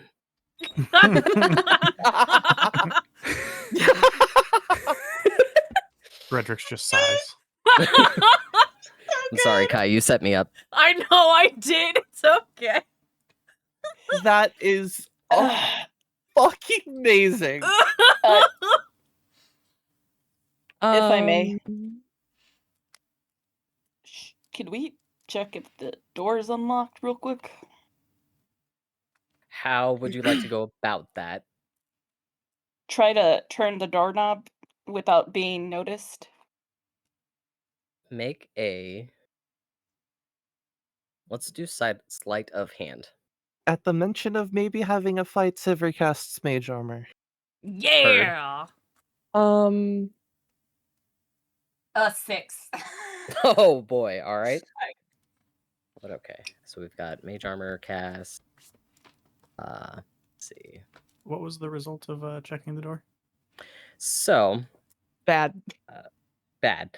I was gonna say if there's any other preparations that y'all want to make before this attempt. Um, Mortimer would have done like a hand signal as he was checking the door to get them to like move out of direct line of sight, if that makes sense. I do have a question for you, DM. Mhm. Since we know we are walking into a fight within immediate time Oh span boy. here. Yeah.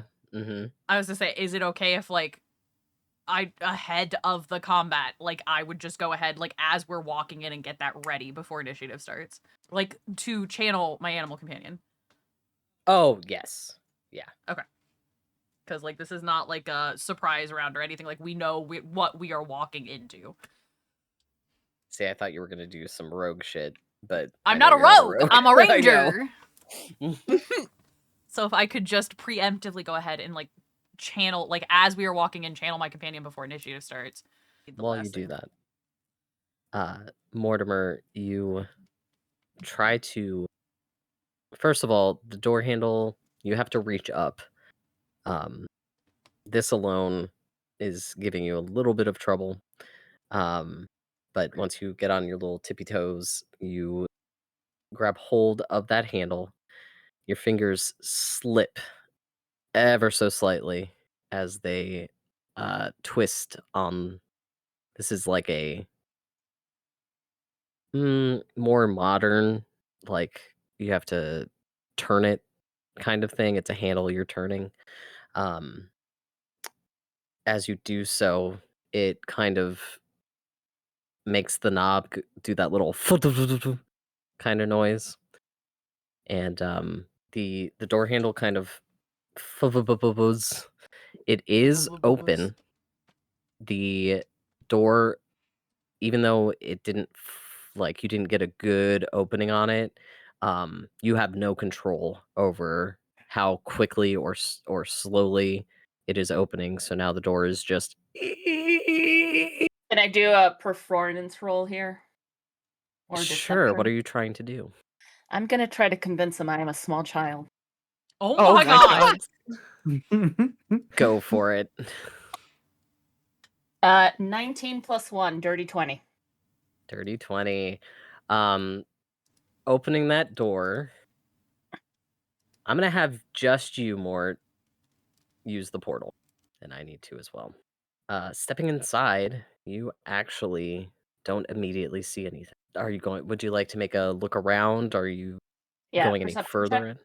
Okay, go for it. 17.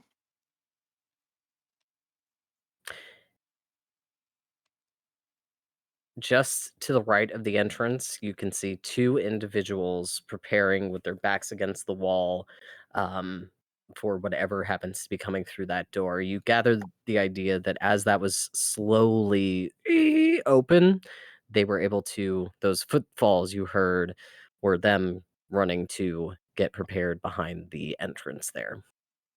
But you can Hello? see, Grandpa? Oh no. God.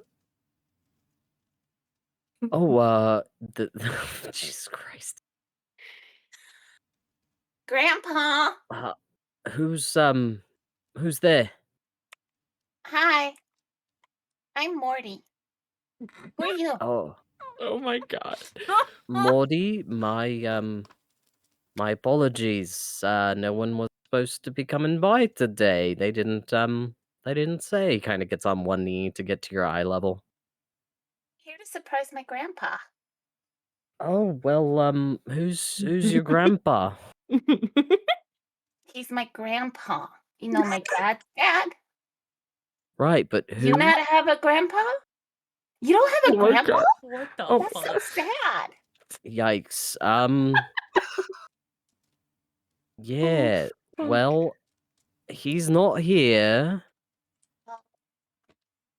Well, I can wait. You can wait. Right. Mother Okay. says it's important to wait your turn. Yeah. Will you make an animal handling?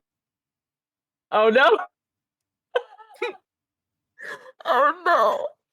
I was gonna say, 7. can I say while this is going on that Carrion quietly flies into the building to take a place like in the rafters? Okay. I don't know if you have a sheet for the vulture. I do. Go ahead and do. I guess it would be. Would it Okay, be? much better. There we go. It's not sneak. What is it? No. I mean, he doesn't. Stealth. I was gonna say he has like basics, so strength, dexterity, con, intelligence, wisdom, charisma. Do you want me to roll a dex? Yeah, make a dex roll. Okay. Oh Lord. Oh my god. Oh my god.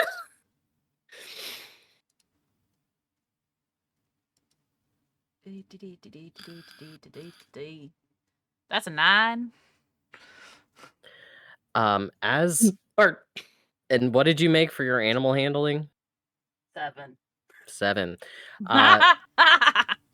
This gentleman comes out of this discussion completely, no longer paying attention to you because they see and hear the flapping of vulture's wings with smoke trailing after them as the vulture goes up into the rafters, staring down at him, and the ghost comes waddling in, much like, again, Untitled Goose Game, very-esque, head forward, neck extended, straight over. Redrix, you actually hear it screaming, Mort! Mort! Mort! Mort! The rest of you hear it honking. And then there's no translation to it, but you just hear the goose hiss. And at Oh, this Lord. point, Mort, I unfortunately need you to roll initiative because he doesn't know about the rest of you. So Outside, can I go ahead and say that Kalani is actually, since she was able to bond with Carrion a little bit earlier than she necessarily anticipated, can she actually revert her cane and put it away and get out her bow and arrow? yeah. Okay, yeah, she'll be doing that as they're getting ready to like. Barry's just gonna stare at this and go, "Oh my god, he's an I idiot." want to double check because I had a plan going in and I did not expect. Mother, I should have. I was gonna magic missile his face. Oh Can my I still do god! that? I'll still roll initiative. We'll call this, yeah, we can call this, Surprise he round. was Surprise distracted round. by the 2 birds fully coming in. You can go ahead and use the, yes, you can use more magic missile. And 1d4. Jeez.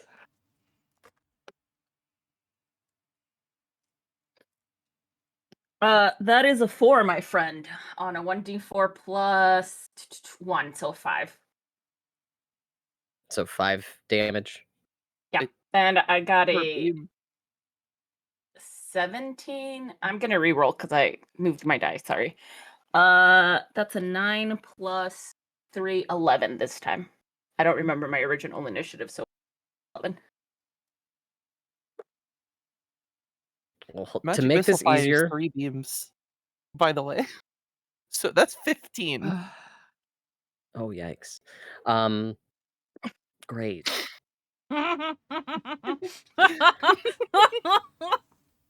Go ahead and roll initiative. Mark it in Discord, including you, Mort. I'm gonna roll for my 2 guys already rolled. Oh, and for my purposes, may I have you all go ahead and come into the tavern. Yeah. Or Okay. not the tavern, the academy. Before we went in, I think when Fairy was like, "Oh my god, he's an idiot," I think Sivri, that's right, that's how you say it. Dawn. Mhm. Sivri. Sivri, being right next to Fairy, probably saw her pull a vial out of the rose that she has in her hair, pull it out, muttering in annoyance to herself as she puts on a fresh coat of lipstick, puts it back in the flower, and then walks inside. Very, very, very nice. Amazing. Now we're back at the top. Thank you for your patience. Mhm. Redrix, what would you like to do? But yeah, you actually have sight on 2 gentlemen who are clearly not supposed to be here. They do look very suspicious. They're looking at you like, what the fuck? This was not supposed to be the plan. So they are already hostile towards you. They are brandishing weapons and ready to charge. Can I see what type of weapons they're holding? Yeah, this one is holding just a regular old short sword, and this one is holding 2 knives. Okay, Redrix reaches down and touches Mort's shoulder, and I will, let's say, Did you will wash roll your on that one. hands? Yes. Okay. I don't need to roll for that one, right?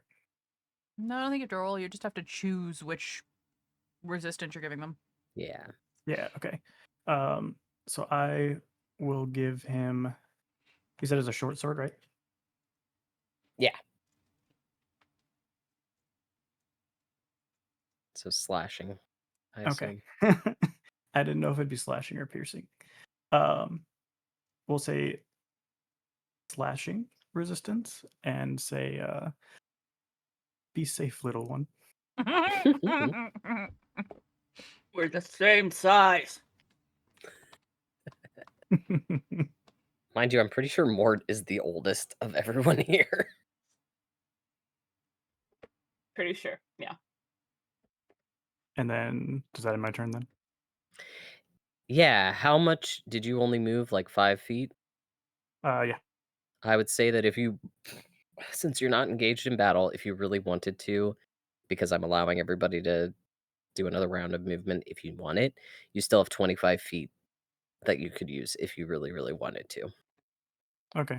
I will take Getting our a feet wet here. few steps back here.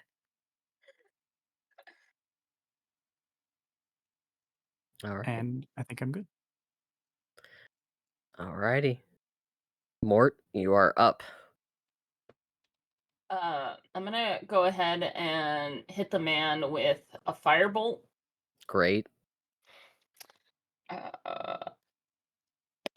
Natural 20 plus 4. Great. You're gonna have disadvantage on that for being within 5 feet and using a ranged Damn. attack. Well, I don't think I'm gonna get better than a nat 20, so and then it's No, You're- No, disadvantage. Oh, So you have to roll again and disadvantage. take the lower roll. Yeah. Oh no. 14. Oh shit, hold on. What kind God, I fucked myself real bad in this then too because of the magic use. I am not as adept. What is the what's it called? What is he having to beat? Is it a DC dexterity? There I think isn't it's one your for AC. firebolt. There isn't one for No, it's an firebolt? AC. Oh, okay. Then yes. That'll hit, obviously. Okay, cool. Great. That's a 10. Fantastic. Ooh. He's looking rough.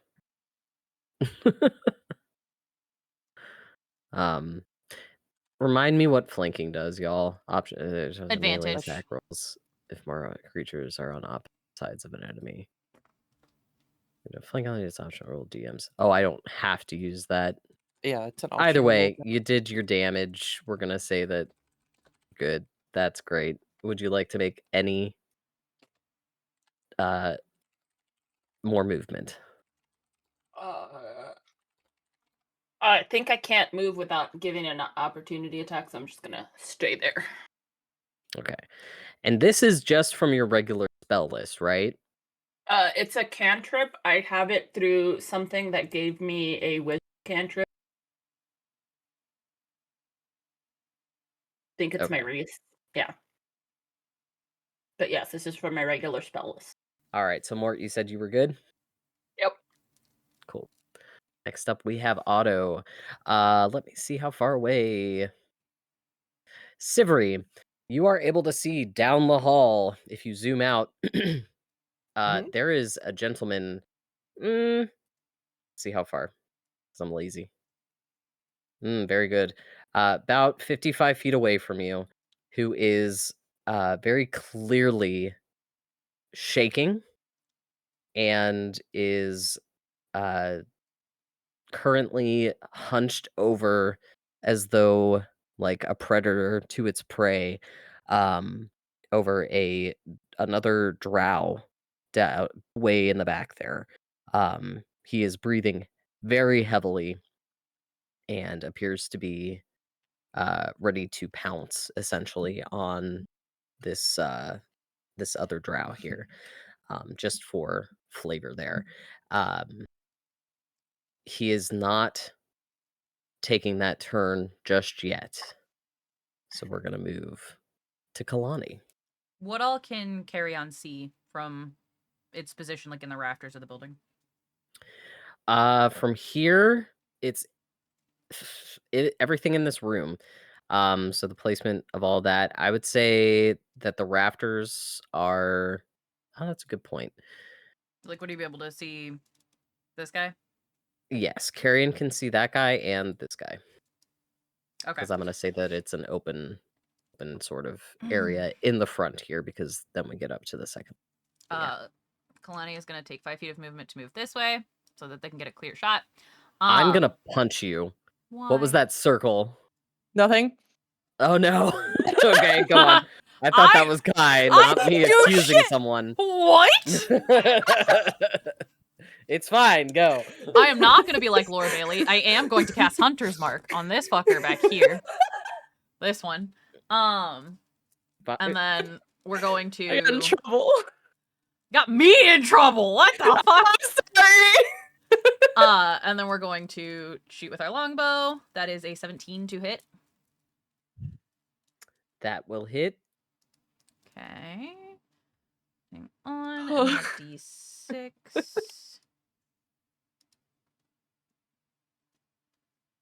That is 9 damage. 9 damage. Very And that is the end of my turn. Go ahead with your turn, Fairy. Oh, okay. So if I can I get around Sivri at all? Like if I run to like Yeah. this corner of it, and then would I be able to also see down the hallway what Sivri can see? Oh yeah. Yeah. Okay. So I'm going to move over here. And I am going to grab that man by the shoulders. Just one shoulder, and kiss him on the cheek, and then he needs to make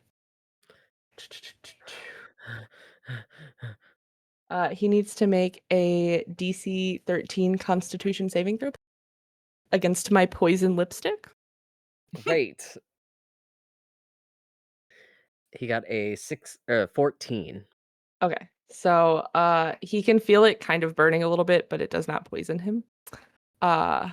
And she kind of like lets out a little curse, but then she is going to cast Shatter on the top of the stairs up there, so I can hit that guy but not hit the drow. And that's a 10-foot radius. So that is going to be right here. So it's going to hit whomever is in that circle. Okay. Great. Go for it. Will do. I need them to make a Constitution saving throw, please. Okay. I make it for 2 of the thugs. 9 plus 2, so 11. And Otto is, let's see, 5. So I don't think he's got much. Okay. more. No, so they all fail. Yeah, they So sure do. that's 3d8 thunder damage. Sick. So 1, 2, and Otto. So that's 10 total, and then a non-magical item that is being worn or carried also takes damage if it's in the spell's radius. It says, but yeah. So that would be my turn. And then I'm going to take that attack of opportunity, and I'm going to move away from this guy. Okay, so 3 is making an attack. I forget what the attacks of opportunity. Do they have to make a It's a melee.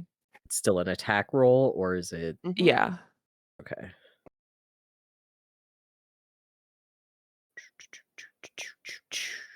That's a 14. I don't think I add anything. Okay, that hits. Okay, and then we're gonna do I'm gonna do this one on D20 Beyond, yeah, done fucking D&D.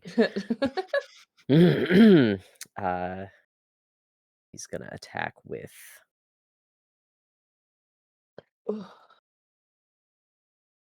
It's showing as a mace, but we're ignoring the D20. That's 6 damage. Okay.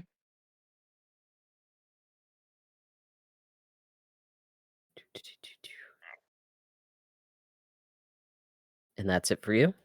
Mhm. Let's see if this does it right. There we go. All right, it is with my thugs on deck. Does Sivri recognize the drow that this person is about to pounce on? Make a. I'd say this is actually more history check. So go ahead and do history. Just for 11. funsies. 11. I mean, there's. I'm gonna give you a little bit of a bump just because, based on the information given to you, this is clearly the High Crow. Yeah. They are not someone that you are from this distance able to recognize specifically, but you can tell from their robes. There's like a little bit of recognition there. Definitely something is hitting you in the back of your memory of CS having met with someone similarly dressed in the past. All right, you know what sounds like fun? Being a wizard and surrounded by enemies. Yeah. So Sivri is gonna move diagonals around him technically. It So does a little 5, 10, dance. yeah, 15, 20, 25, 30. And then she's gonna cast Misty Step and go over here. Because being a wizard surrounded by enemies far from the party is the best course of action. My God. For sure. Because you were actually no, you never came into actual. No, she specifically avoided all of them. She got into range and then teleported out of range, and the other one Got it. already lost his reaction. So she But never you had to hadn't take one. attacked. Gotcha. Okay, I just wanted to make sure I wasn't forgetting an attack of opportunity here. Okay. All And then right. there's a quick, "Are you okay?" as she's gonna cast Shocking Grasp on the guy in front of her. Great. I already love Sivri, by the way. Listen, she's sure she's got it. It's fine. When you ask, "Are you okay?" Quellic looks over at you and says, "Oh, I've seen better days.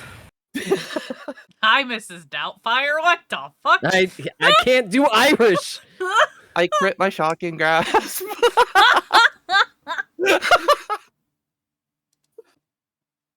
Right on. Okay, so that hits. It's gonna do 8 lightning damage. There's no modifier or anything. It is still low-level cantrip Sculper. The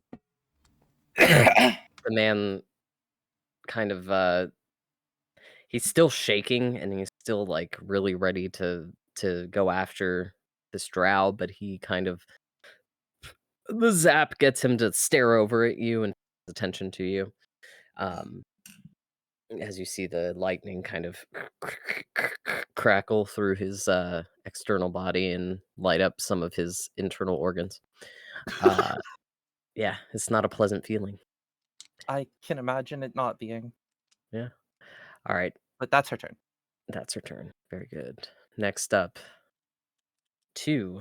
Having seen Sivri kind of dance around, it's going to go 5, 10, 15, 20, 25. Gonna go ahead, make an attack roll. 19. Sivri's. No, go ahead. What? Oh, you're wearing She your could- mage armor. Yeah, Mage Armor, her AC is still 15, but she Okay. could have cast Shield and made that miss. I mean, do what you're gonna do. No, she's not going to. Okay. Not yet. All right, 3 damage. Just Okay. That completely gets eaten by her bonk. arcane ward. So she doesn't take any HP damage, but her ward loses 3 health. Okay. Good. Next. This one, seeing that his friend is having some troubles, just gonna move here and make a crossbow attack on Mort. That's a 3 to hit. And I'm guessing that doesn't hit Mort. I would be That means you get impressed. attacked with a goose. Yeah. So we're gonna just move along. Mm. Jesus Christ, that's a 5 to hit Mort. These guys aren't even. We're not gonna. Target too small. Yeah. Impossible. I don't know why I just did that. So hold on. I'm getting the hang of this. I will get there. It's the first time. We're fine. I did it. Oh, I see. Okay. We're gonna call it what it is. 6 is gonna go ahead and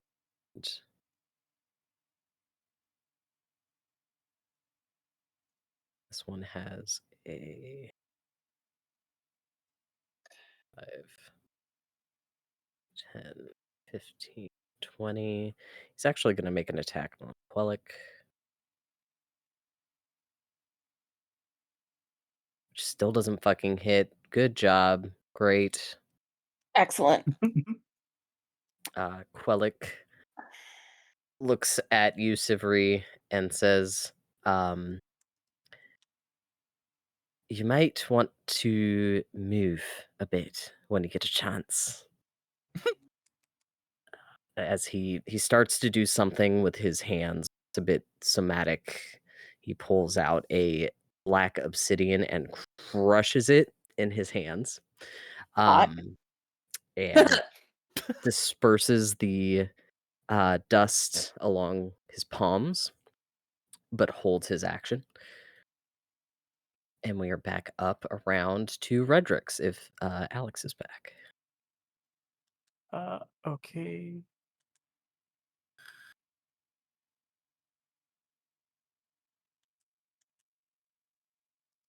Hmm.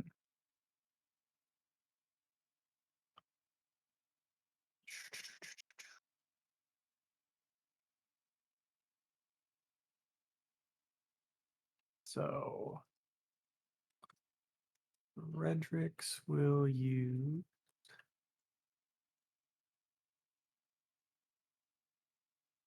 Starry Wisp on 3 there. Okay, this poor man. He started it. I don't think that's true, actually. He's still I think standing. He's still a threat.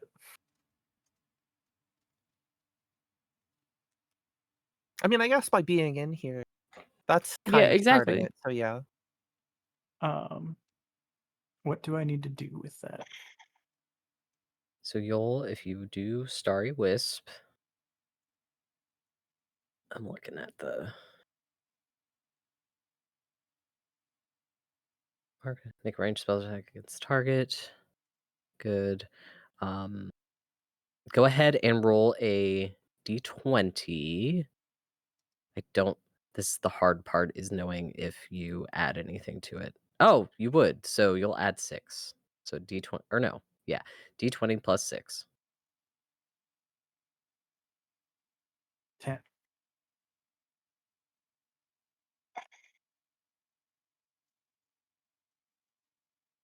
Am I wrong What's up? No, that that's he correct. rolls it? That's correct. Okay, It's so that was Starry Wisp is 10. an attack roll, and you would add your proficiency in casting. So plus 6. And the armor class I have is 11 for the thug, so that does not hit, or is it halved Correct. since it's a spell? Okay, It so it does not hit. There's none of that weird bullshit in 5e. AC is AC. Okay. So the thug kind of like dodges ever so slightly. It goes just past his shoulder, and it kind of fizzles out before Very. Barry, That scared the just before shit it out of hits me, bro. Barry, it kind of just Sorry. fizzles and dissipates out of existence. We won't say that it was a colossal enough failure. No, to it's hit fine. your friend. You still have movement if you would like to utilize it. Sometimes we hit, sometimes we don't. Sometimes maybe both. I have 30 feet, right? Yes.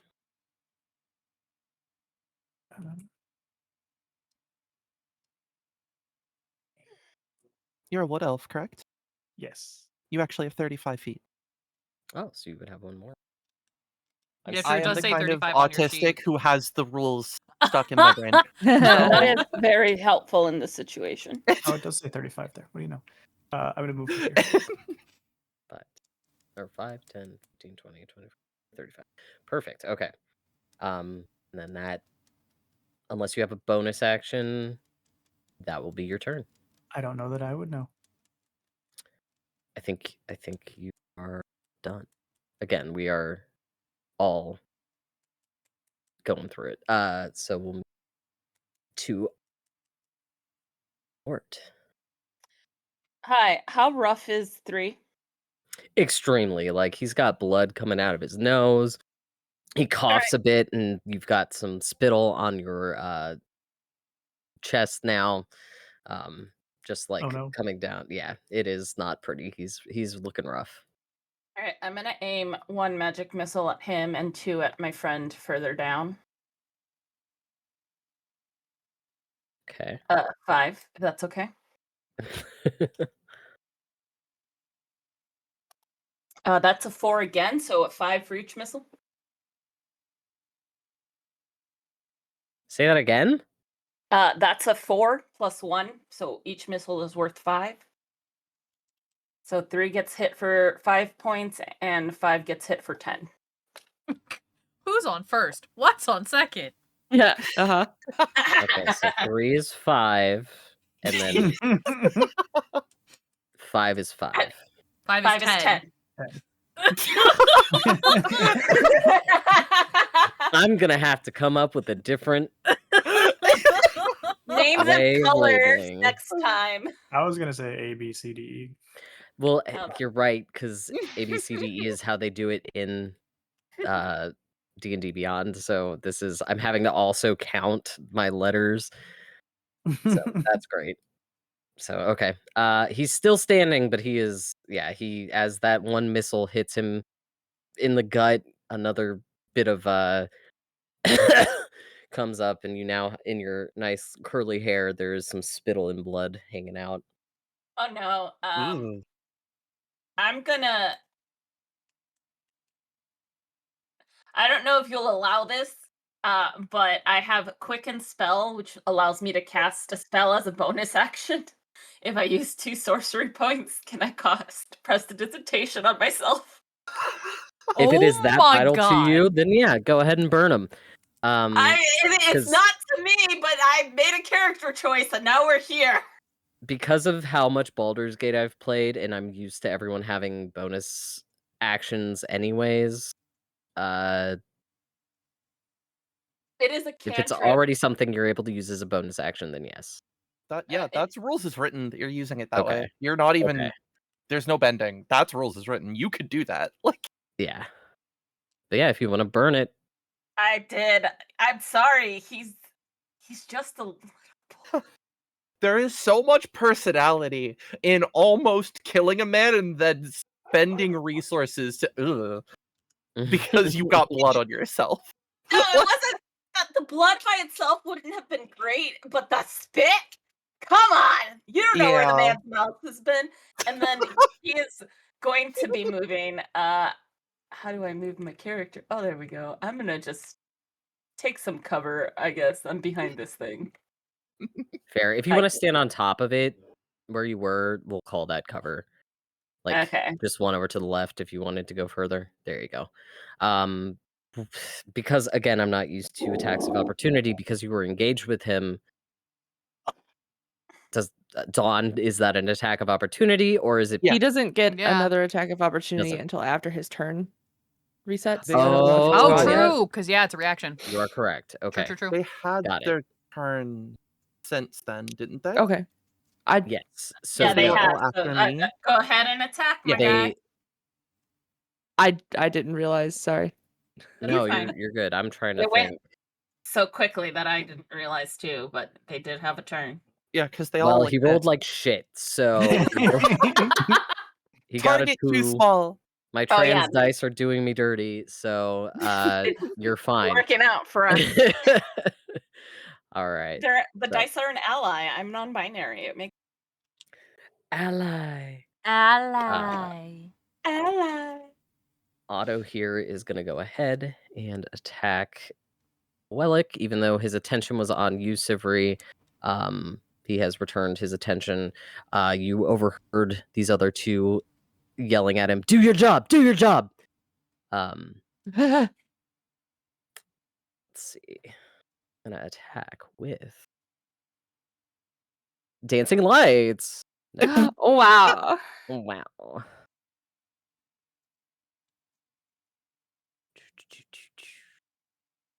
Could. Sure.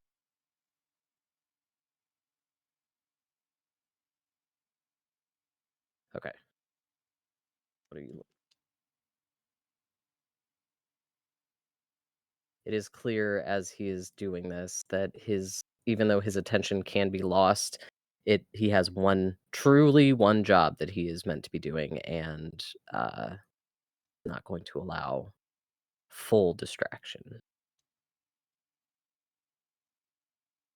All right, he's going to cast Bewildering Word. Quellic, that's 4 damage. Baffling. And no, Quellic has not chosen to make any attacks. He's going to have disadvantage. So, how much was that? It's fine. All right, next. Is that accurate? Yes, it is. Kalani. I guess How's this man not dead yet? I am leaving Fuck. Holding by a thread.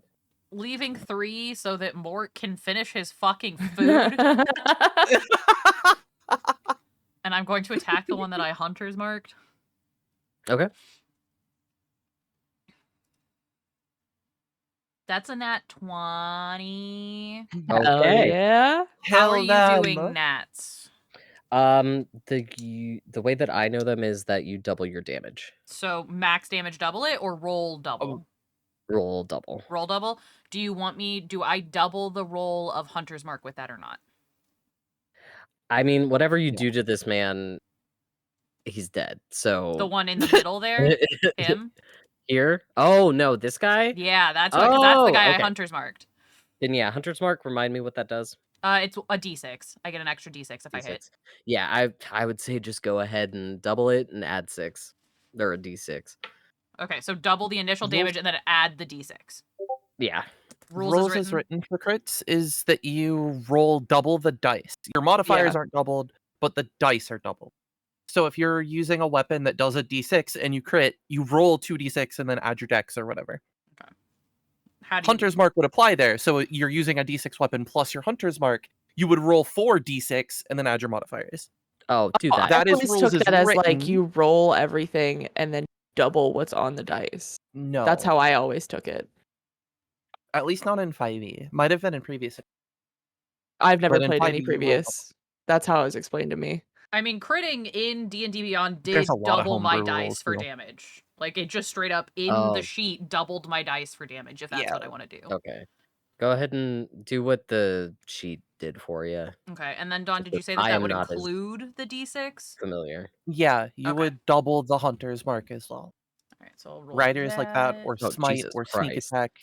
So that's 12 without the hunter's mark.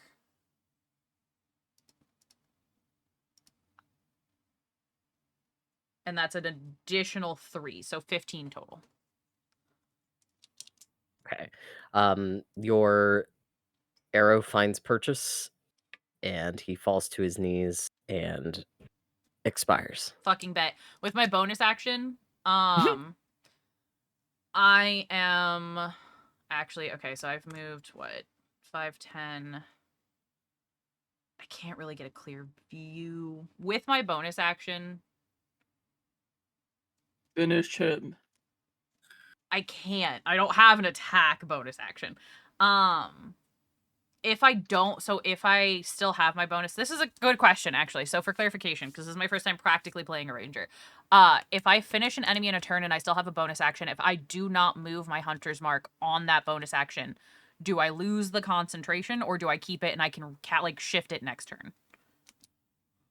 I thought it You was still have shifted. You can concentration. shift it as a bonus Yeah. action. Okay, so I It don't is a have to do bonus it this action, turn. but you I can have do to. it next turn. No. Perfect. Yeah. Okay, then I am going to actually save shifting my hunter's mark for next turn, but I am going to instruct Carrion to move a little further into the building. So Okay. in this area ish, so that he can get a view of down the hallway in both directions. Okay. I would say because that is your familiar, Carrion understands your desire and is able to kind of float ahead knowing that this next person is actually, because that's about where that was. Carrion does kind of go in like it's going to go for the dead body to take the remains, and then is like, wait a minute, there's more shit going on, and goes up into the rafters, so you are I mean, able it do be a to vulture, so that checks. able to see what's going on in here. Okay. Then yeah, that would end my turn.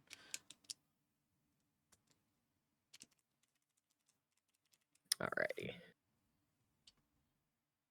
Fairy. It's me. Okay, It is- I'm going to go. Can I get here, or do I have to go around? I'm gonna say you can get there. Okay, 5, Again, visual 10, representation, just 15, so 20, 25, 30. So I'm hugging the wall, yeah. literally. Yep. Let's see.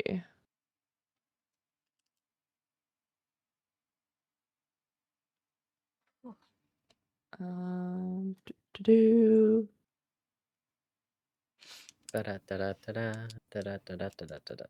Okay, so I can reach these two without it actually hurting Sivri. So if I turn towards, facing Sivri, I can cast something towards the auto guy, and it won't hit Sivri. But it will hit Those number two. 2 as well. So I'm gonna cast Thunder Wave. Oh. Okay. And they need to make a Constitution saving throw, please. Let's see. Do we make Oh wait, no, it's a cube. You very scary. So scary. What cube? How within 15-foot cube originating from me. So yeah, it still wouldn't hit Sivri, I don't think. Yeah, I'd say if it's at an angle, they're gonna be right at the edge of it. But it's from me. It goes from me to. I thought it was a cone. That's my bad. I misread that. Let's unleash a wave of thunderous energy. Each creature within a 15 cube originating from makes a Constitution saving throw. So you're the center of the So cube. I'm the center of Yeah. the cube. So that's not what I want to do. Because that doesn't super work, I don't think. 15. I mean, 15. if you're in the center of the cube and it's a 15-foot cube, that would mean that anybody about 7.5 feet away from you directly, right? Yeah, Basically. I think so. Yeah. It ends Okay. Being just all of the squares around you for Thunderwave. Yeah. Yeah. I'm gonna do something different then. Let me, because I'm thinking of it like visually as Belders. How you floated around.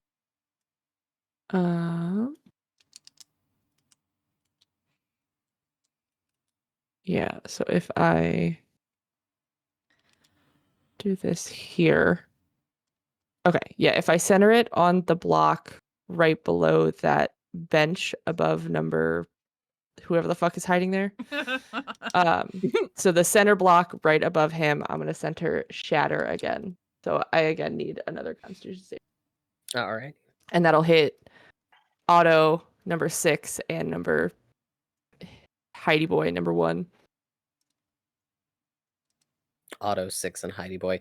So 6 and 1 rolled a 13 plus 2, so 15. And Okay. Otto also rolled a 15. He doesn't have anything Okay. to add. So they all take half damage then. Okay. Of course they take half damage when I roll really well. Okay. Do we round up or down? I do up. Okay, so that is going to be 8 points of damage for everyone. That's one. Otto. Otto getting shocked with lightning, then getting thunder damage. Ah. Cool. They're not looking super thrilled to be here. They have Who? Otto? so yeah, Otto Fuck him. is yeah. And then I am going to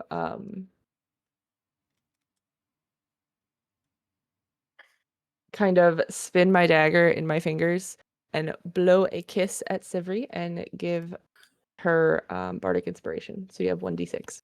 Flirting is starting already. Cute. Let's fucking go. Of course it is. Let's fucking I'm gonna flirt go. with all y'all.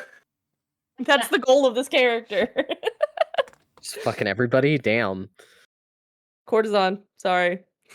And DM. I mean, Yeah. You think you're safe? You got NPCs, baby. Fuck, that's Silver, funny. it is your turn, keeping in mind that Quellic did warn you to make some. To get the fuck out. So, Actually, all right, before Sivri. she Oh, you moved. Before she Now, moves, before she she's moved. gonna shocking grass Otto again. Why? get So fucked, he Otto. doesn't- Yeah, fuck that guy, apparently. Does a 14 hit? Oh fuck yeah, 14 does hit. 1 lightning damage. Dope. Let's go. Max You got him damage. with one of those buzzers. It's This like one of those was palm not buzzers. shocking grass. This was just static electricity. Rub your You feet rub your on feet the on the ground. Rub your hands Yeah. together. Yeah, You like poke him lightly on the nose. Like- That tickled. Otto can't take attacks of opportunity this turn. And then Sivri's gonna back up. And she'll eat the one from the other guy. Okay. He's gonna. If be- you hit. uh, We will see.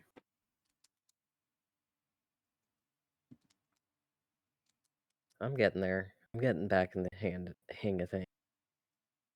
I believe in you, Come you on. got it. Come Got on, a 7, so no amount of additional pointage I don't think is going to help No. him there.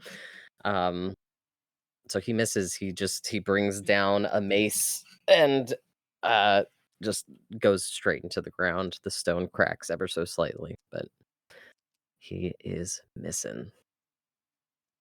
But So, that's her turn. alright. Very good. Next up, 2 is going to look at Otto and say, "Finish the job," and then actually not even have to move really. Guess he'll come over to say hello to Fairy. Sorry, one thing. You were holding your action until she moved, and she moved. Huh? For Quellic. That's true. Yeah. That is true. I I'm don't glad know. you said that. Allow me to do some math. Yeah. Please do. Imagine math in in our math game. I'm going to ask a seemingly stupid question, but Fairy and Sivri, are you hostile towards Quellic at all? No. Very good. If it saves my ass, no. No, of course not. Never.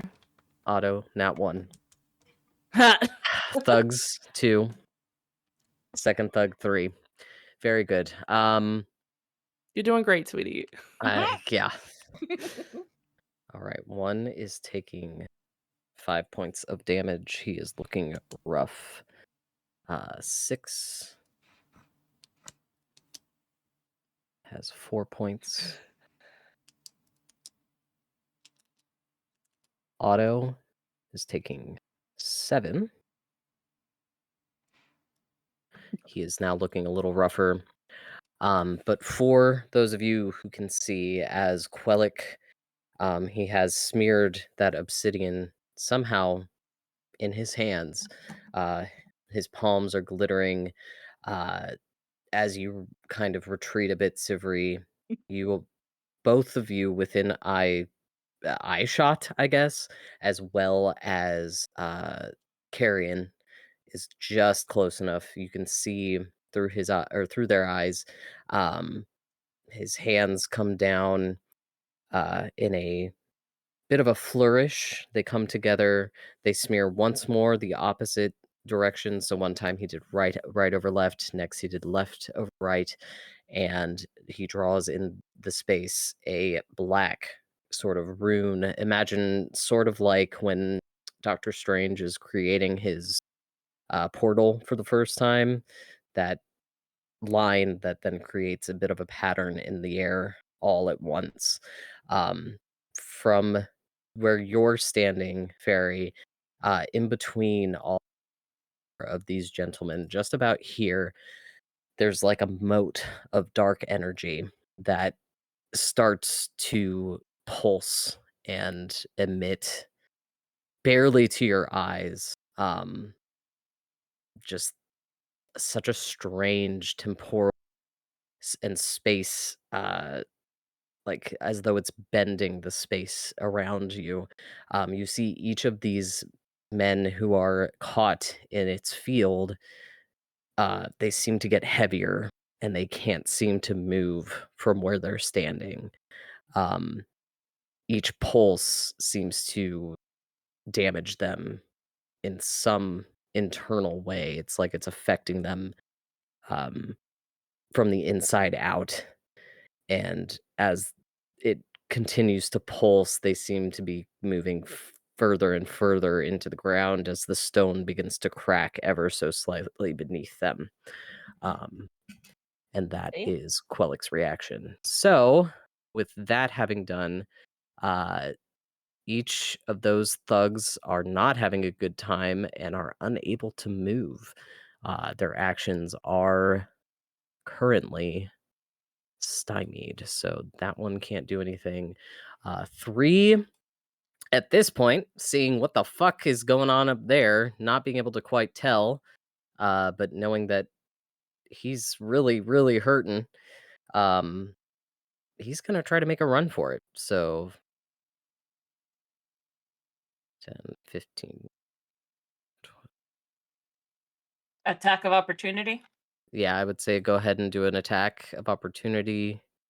Kalani, I would say that this would be at slight disadvantage. I would say disadvantage because I don't think the vulture can see at this point, but you can sense this person moving past you. For an op attack? Hmm. In this case, this is more for flavor, whether or not you want to let this person make it out of here alive. I mean, 'Cause- not particularly. Kalani would probably take the op attack. It's a melee attack, right? Mhm. She's Yeah, gonna can try and I- just straight up ram his ass with her horns. Okay. Again, this is Hit him very with your much for car. flavor. Hit him with your Can car. Can I give it some flavor since we're doing this to maybe put it back on regular and not disadvantaged terms? Mother is still in the building, and she as the man. Mother goes just honking past. right behind him. Right here. Ah! Following him out. Oh, I see. Yeah. Yeah, for flavor, why not? Alright, So That's a regular damage. dirty 20, That hits. and that's 4 damage. That man is down. Yes. Shit, I just threw my pen. Hang on, sorry.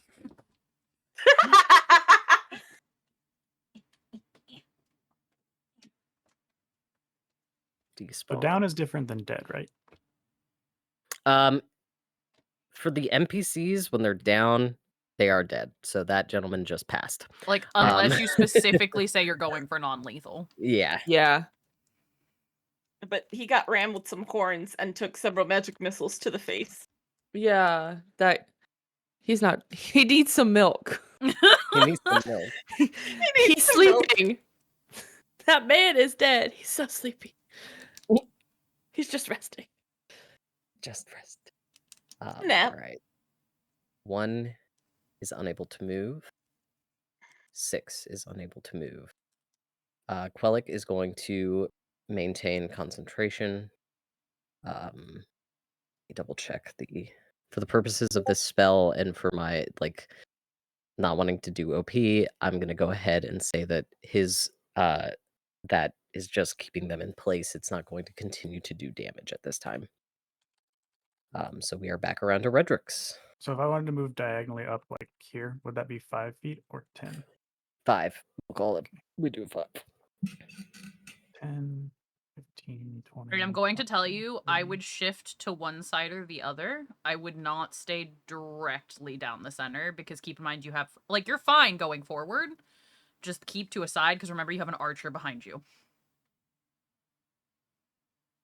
Come pose with me on the stairs. Let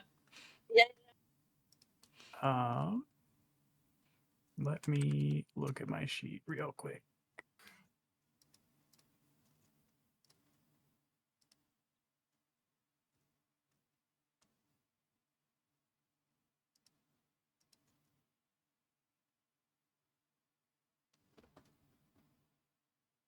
Okay, I am going to cast Starry Wisp on Otto.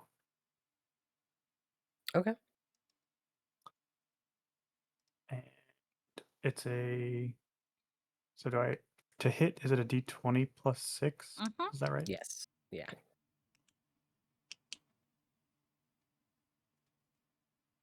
13 to hit. Oh, that just hits. I don't think I said it at the beginning, but so his armor class is 13. To favor the player, I always house rule if you hit it or above it, I will Meets acknowledge beats. it will be a hit. Beats it, beats it. Yeah. Okay. So then it is 1d8. Get him. 6. He's looking rough, but he's still standing. Barely. Still with the gravity. standing. Yeah. He is now essentially glowing. Oh, that's right. If he tried to go invisible, he would still be very good. All right. Unless there's a bonus action of trying to a potion or anything. Let me look at my bonus actions Yeah. again. Check it out. No, I think I'm okay. Cool. Otto is currently fighting against whatever this spell is, this mote of energy. You can see him just barely breaking free of this. His arm is swiping very slowly as though he's going to make some kind of if his hand were a claw. Don't read into it, but if his hand were like a claw, he'd be trying to reach and get at Quellic there, but unfortunately he is just not able. Sucks. I guess technically sucks to suck. I think I have them slightly swapped in my D&D Beyond, but it is Mort's turn, so we'll say when Otto goes, that would be his what he was up to. I'm gonna go here. And then I'm gonna cast Magic Missile at level 2 to hit Otto and Jesus. my friend. What are you? 2. So it's gonna be 2 missiles at each of them. Let me roll that. It's Are another you keeping 4. to attack to hit? Yeah, no, this just hits. Oh, they're It's just hit. God damn it. 4 plus 1 for damage, and since it's a level 2 spell, 'cause I am keeping track of my spells, sir. It's 4 magic missiles total, so it's 2 and 2, so 5 or 10 and 10 to each. I What? really like. I had 4 magic missiles, each 5 damage. I aimed 2 at Otto and 2 at 2. They take 10 damage each. I don't like that. I know. You Magic don't have missile to. galore. That's the thing about magic missile is it's very low damage, but it doesn't miss unless you have shield. I don't like it. You know, I didn't think you would. I knew I would like it when I picked it, so. Dope. All right. I'm assuming that's your turn. We can go back. Okay. Correct. I'm done. That's all Um, my movement as well, so. All right. So Otto's over here struggling. Kalani is up. Fairy is on deck. So Kalani is gonna make her way up here. And she is going to bonus action because apparently truly fuck you Otto, bonus action Hunter's Mark him. Great. And then we're gonna go for an attack with the longbow. That is a 14 to hit. That hits. 5 damage. He's looking rough. And then that is the end He of my turn. actually probably, based on that damage and the gravity that is coming down on him, he slams down to one knee. Okay, that you said is yours. Fairy and Fairy's Yeah. turn. Sivri on deck. It's turn. So I'm going to take a step up to the top of the stairs and kind of use the corner as like a shield. And I'm going to, if you'll allow this, like obviously, Yeah. I'm gonna hold on to the top of the railing and kind of like use it to like spin around and take my dagger and stab the guy right there before spinning back behind the wall. That's fine. Fancy Okay. footwork. Very fancy. A natural 20. So a Very 25 good. to hit. All right. Okay. So that's for just the dagger damage. That's the wrong dice. Where are my dice? What? Why is there a D8 with my D4s? That's wrong. Okay, so for just the dagger damage, we're doubling that. That would be 9 piercing damage Okay. plus That's one. 2d10 of poison damage. They have to make a Constitution 15 saving throw. You got him with the stick Oh, alone. okay. He Well, only had 9 left. cool, great. You twirl. I twirl. And then I will run over here and give this little guy a little peck on the cheek, and he has to make a Constitution 13 saving throw. Or be poisoned. Here's my D20.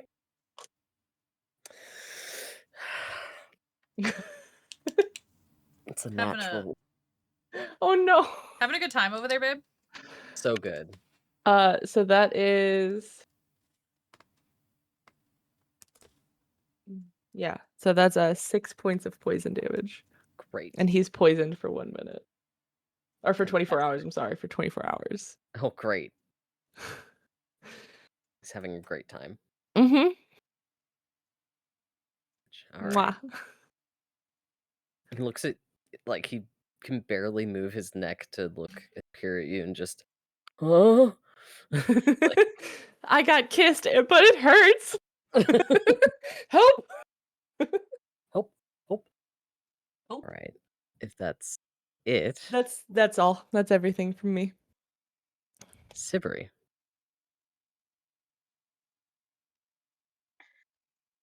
You know what That's sounds like fun? Yikes. Magic missile. Oh, she could. She does know magic missile. It is in fact prepared today. But no, the wizard with 8 strength is gonna walk up here and Oh. bonk Otto on the head with a staff. Go for it. Would it be an advantage because he's technically prone? I He's on think one we knee. probably need to, yeah. I don't need the advantage. I'm 17 to hit All right. with my +1. Technically, she's not doing anything in her offhand. So that is a Yep. 4 on die for 3 damage. What? Wait, what? Oh, She has minus. 8 strength. Yeah, got it. So she rolled a 4 was on the like- damage die. But It does 3 it's at bludgeoning damage. advantage. Oh, I was- did you already? Oh, yeah, no, hit she him? hit. Oh, damn. She hits. She Okay, got like a okay. 16. Hell yeah. We stand a queen. Bonk. Fuck Can't you, even- bonk. Please tell me you said that as you hit him. No, Bonk. no, she wouldn't, but that's really funny. The goose honked You in the could hear background. It's the fine. sound. You hear the staff hit his skull. Oh Is my that God. enough to knock him out or no? Not yet. Okay, then she backs up. Okay.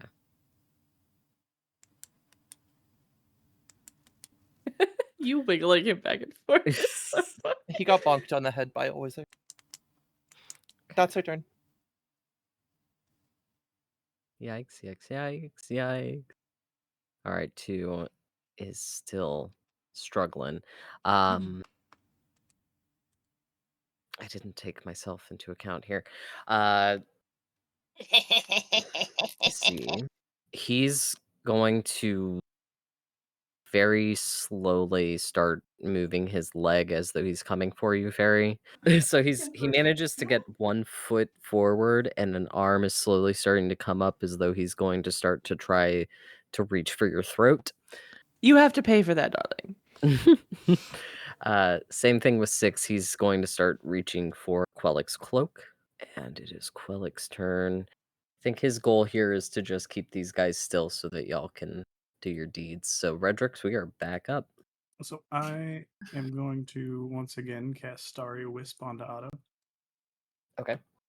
Keep in mind, I will say, based on your question from earlier, spells, to my knowledge, cannot be made into non-lethal. Correct. Bonk it is. Yeah. Same with ranged weapons. So, like, if you used a bow and arrow, it would still, I think it's only melee, yeah, isn't it? For Mhm. it's, non-lethal. yeah, just melee. Rip. So, Bonking unfortunately, things when you're not able to bonk them is really hard, actually. I will that is just, true. quietly back away. Aw. Aw. I will say, for additional flavor, while you are not hostile toward Quellic, you probably, as well as anyone who's come within, so probably Fairy and Sivri, you've noticed that pulsation that you can see from that moat.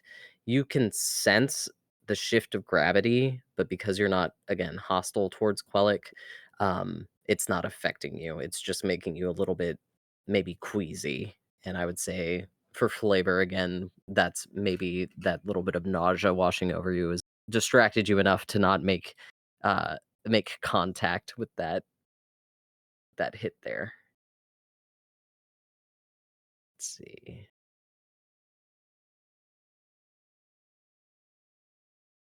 And we discovered you really don't have any bonus type actions, correct? Not that I would like to use right now. Okay. All right, next up, Mort. Hello. Mort, I'm Mort, Mort. Mort, Mort. Wait, I feel like that is way too many. No, come back. I'm gonna walk to there. I'm fine with that. I think it tastes really good. I'm gonna go ahead and use James. Will you hate me? Magic missile. Magic missile. Alright, do you still have spell slots?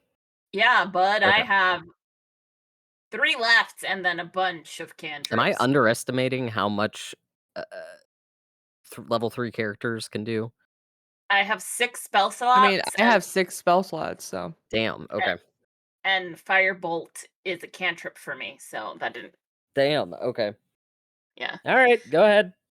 I'm gonna cast 1 auto, 1 to 2, and 1 to 1. Okay. Or 1 to 6, sorry. 1 is dead, I think. That's 3 points apiece. 3 points apiece. Mhm.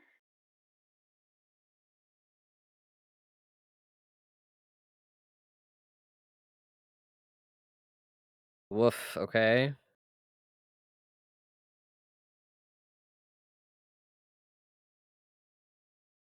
I think I fucked up somewhere in the thing here, but that's okay. We'll deal with it. They are looking extremely rough, but they are not down yet. Okay. And that will be it from me. Auto breaks free.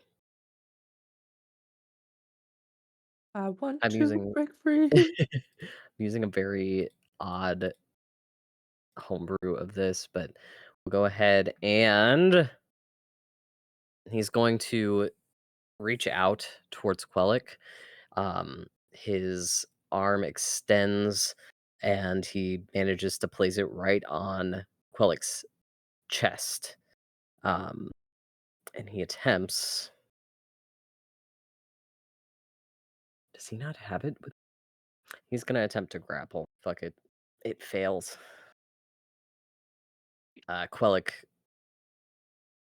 just kind of like bats him away. um, some of that obsidian kind of getting around. And next turn, Kalani. Mort's short enough, you can just shoot over his head. Well, actually, for flavor,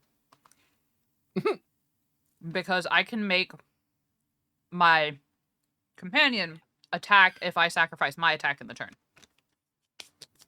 So for flavor, can we say that when Carrion sees Otto, this person that everybody is clearly, for some reason, really intent on beating the shit out of, start to go for this person that it seems like everybody's trying to protect, that Carrion gets pissy and flies down and tries to, like, peck at him to keep him from getting his hands and, like, uses his attack in place of my attack? Yeah, Okay. I see what you're saying. Go for it. A nat 20 Yikes, okay. for 11 slashing damage? Great, alright. Otto loses all control of his body. Just how would you like this to happen exactly? Because he's going down. Oh, if he goes down the moment he's, like, how he goes down doesn't really matter, because, like, it's supposed to be, it's called Primal Beast Attack, it's slashing damage, so I'm imagining Carrion goes in with its claws, and it was like, fucking this man up. And as soon as he gets to the ground, this is a vulture. He's gonna do what vultures do. Delicious. Nom nom nom nom. And Oof, then okay. for the bonus action, because however many feet of movement you want to say that would have taken to get from the rafters to him, how much do you think it would take? For Carrion, probably about 25. 25? Okay, let me see, what was his fly speed? Gliding in. Okay, fly speed of 60 feet. More than enough. So, Bam, okay. on the bonus action, as he's, like, sitting there pecking away, doing what vultures do, you're gonna hear Kalani just go, ugh! Which is going to remind the vulture that it's on the job. And it's gonna be like, fine, I'll come back later, and go back to the rafters so that Kalani can have her positioning again. Okay. Oh, right, she's watching this Uh-huh. happen. Uh-huh. Auto. And then that's the end of my turn. Alrighty. And if that is the end of your turn, Fairy with Sivri on deck. She is going to bat this man's hand away and literally say, You have to pay for that, darling. And stab him with her dagger. Let me make an attack roll. So that is going to be that's an 11. That hits. Oh, damn. Okay. Yeah. So that is 5 points of piercing. And then he has to make a Constitution saving throw. If he's still up. He is still up. Okay. Come on. It's a 5 plus 2, so 7. Okay, so he does not make it. That is 6 points of poison damage. And you're poisoned for 1 minute. Oh boy. I'm gonna say for purposes, this with the poison damage and the gravity, he's going to fall to the ground. He is wrapping his arms around him. For all intents and purposes, this particular gentleman is no longer in attack. He's giving up. He is giving up. He is Cool. not, yeah. Meanwhile, this other gentleman over here looks over at him and just ekes out, "You push over." And he's Let him curse. Let him say starting. fuck. But yeah, this gentleman is no longer. I'm gonna make him also go ahead and lay down. Well, no, you have to pay for that too.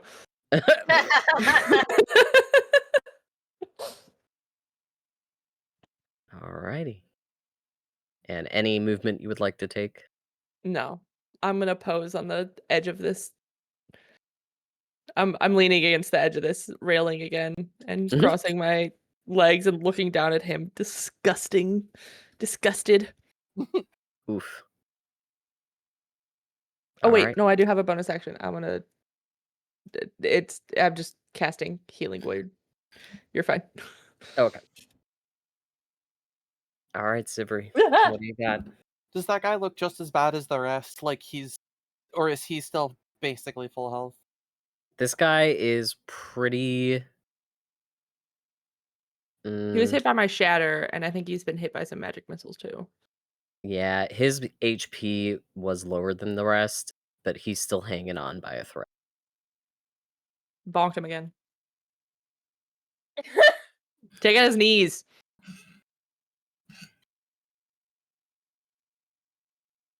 Yeah, we're just go bonk. Mhm. I got 3. Kneecap him. I got 3. There's no kneecapping. That's a 3. That does not hit. Womp womp. Any additional action? She goes to hit him with the staff, and it just doesn't hurt. It's not even that he dodged. It's just it doesn't hurt, and she just sighs. That's looks at it. you like, She doesn't have anything else. why?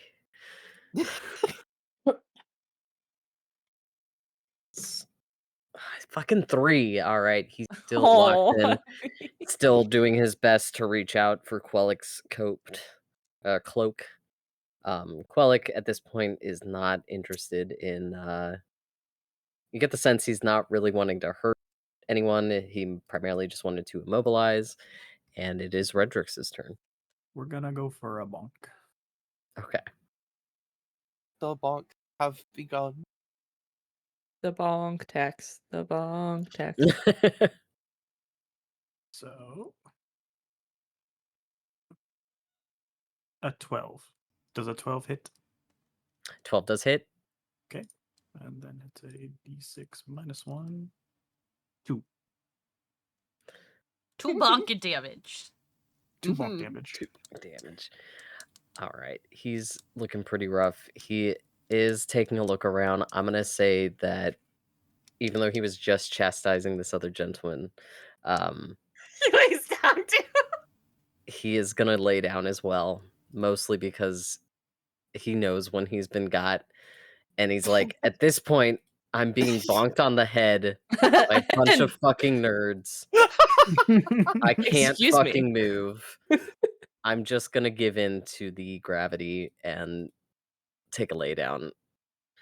And with that, we will call it the end of initiative. Because I also did not anticipate. Snow is regretting giving us magic. Yes. We're With the bucket that, casters. It's fine. also looking at the time, I will say with that, that is where we will end it for now. With you having defeated your foes, of which I probably put too many. But we will pick up next time with right where we left off.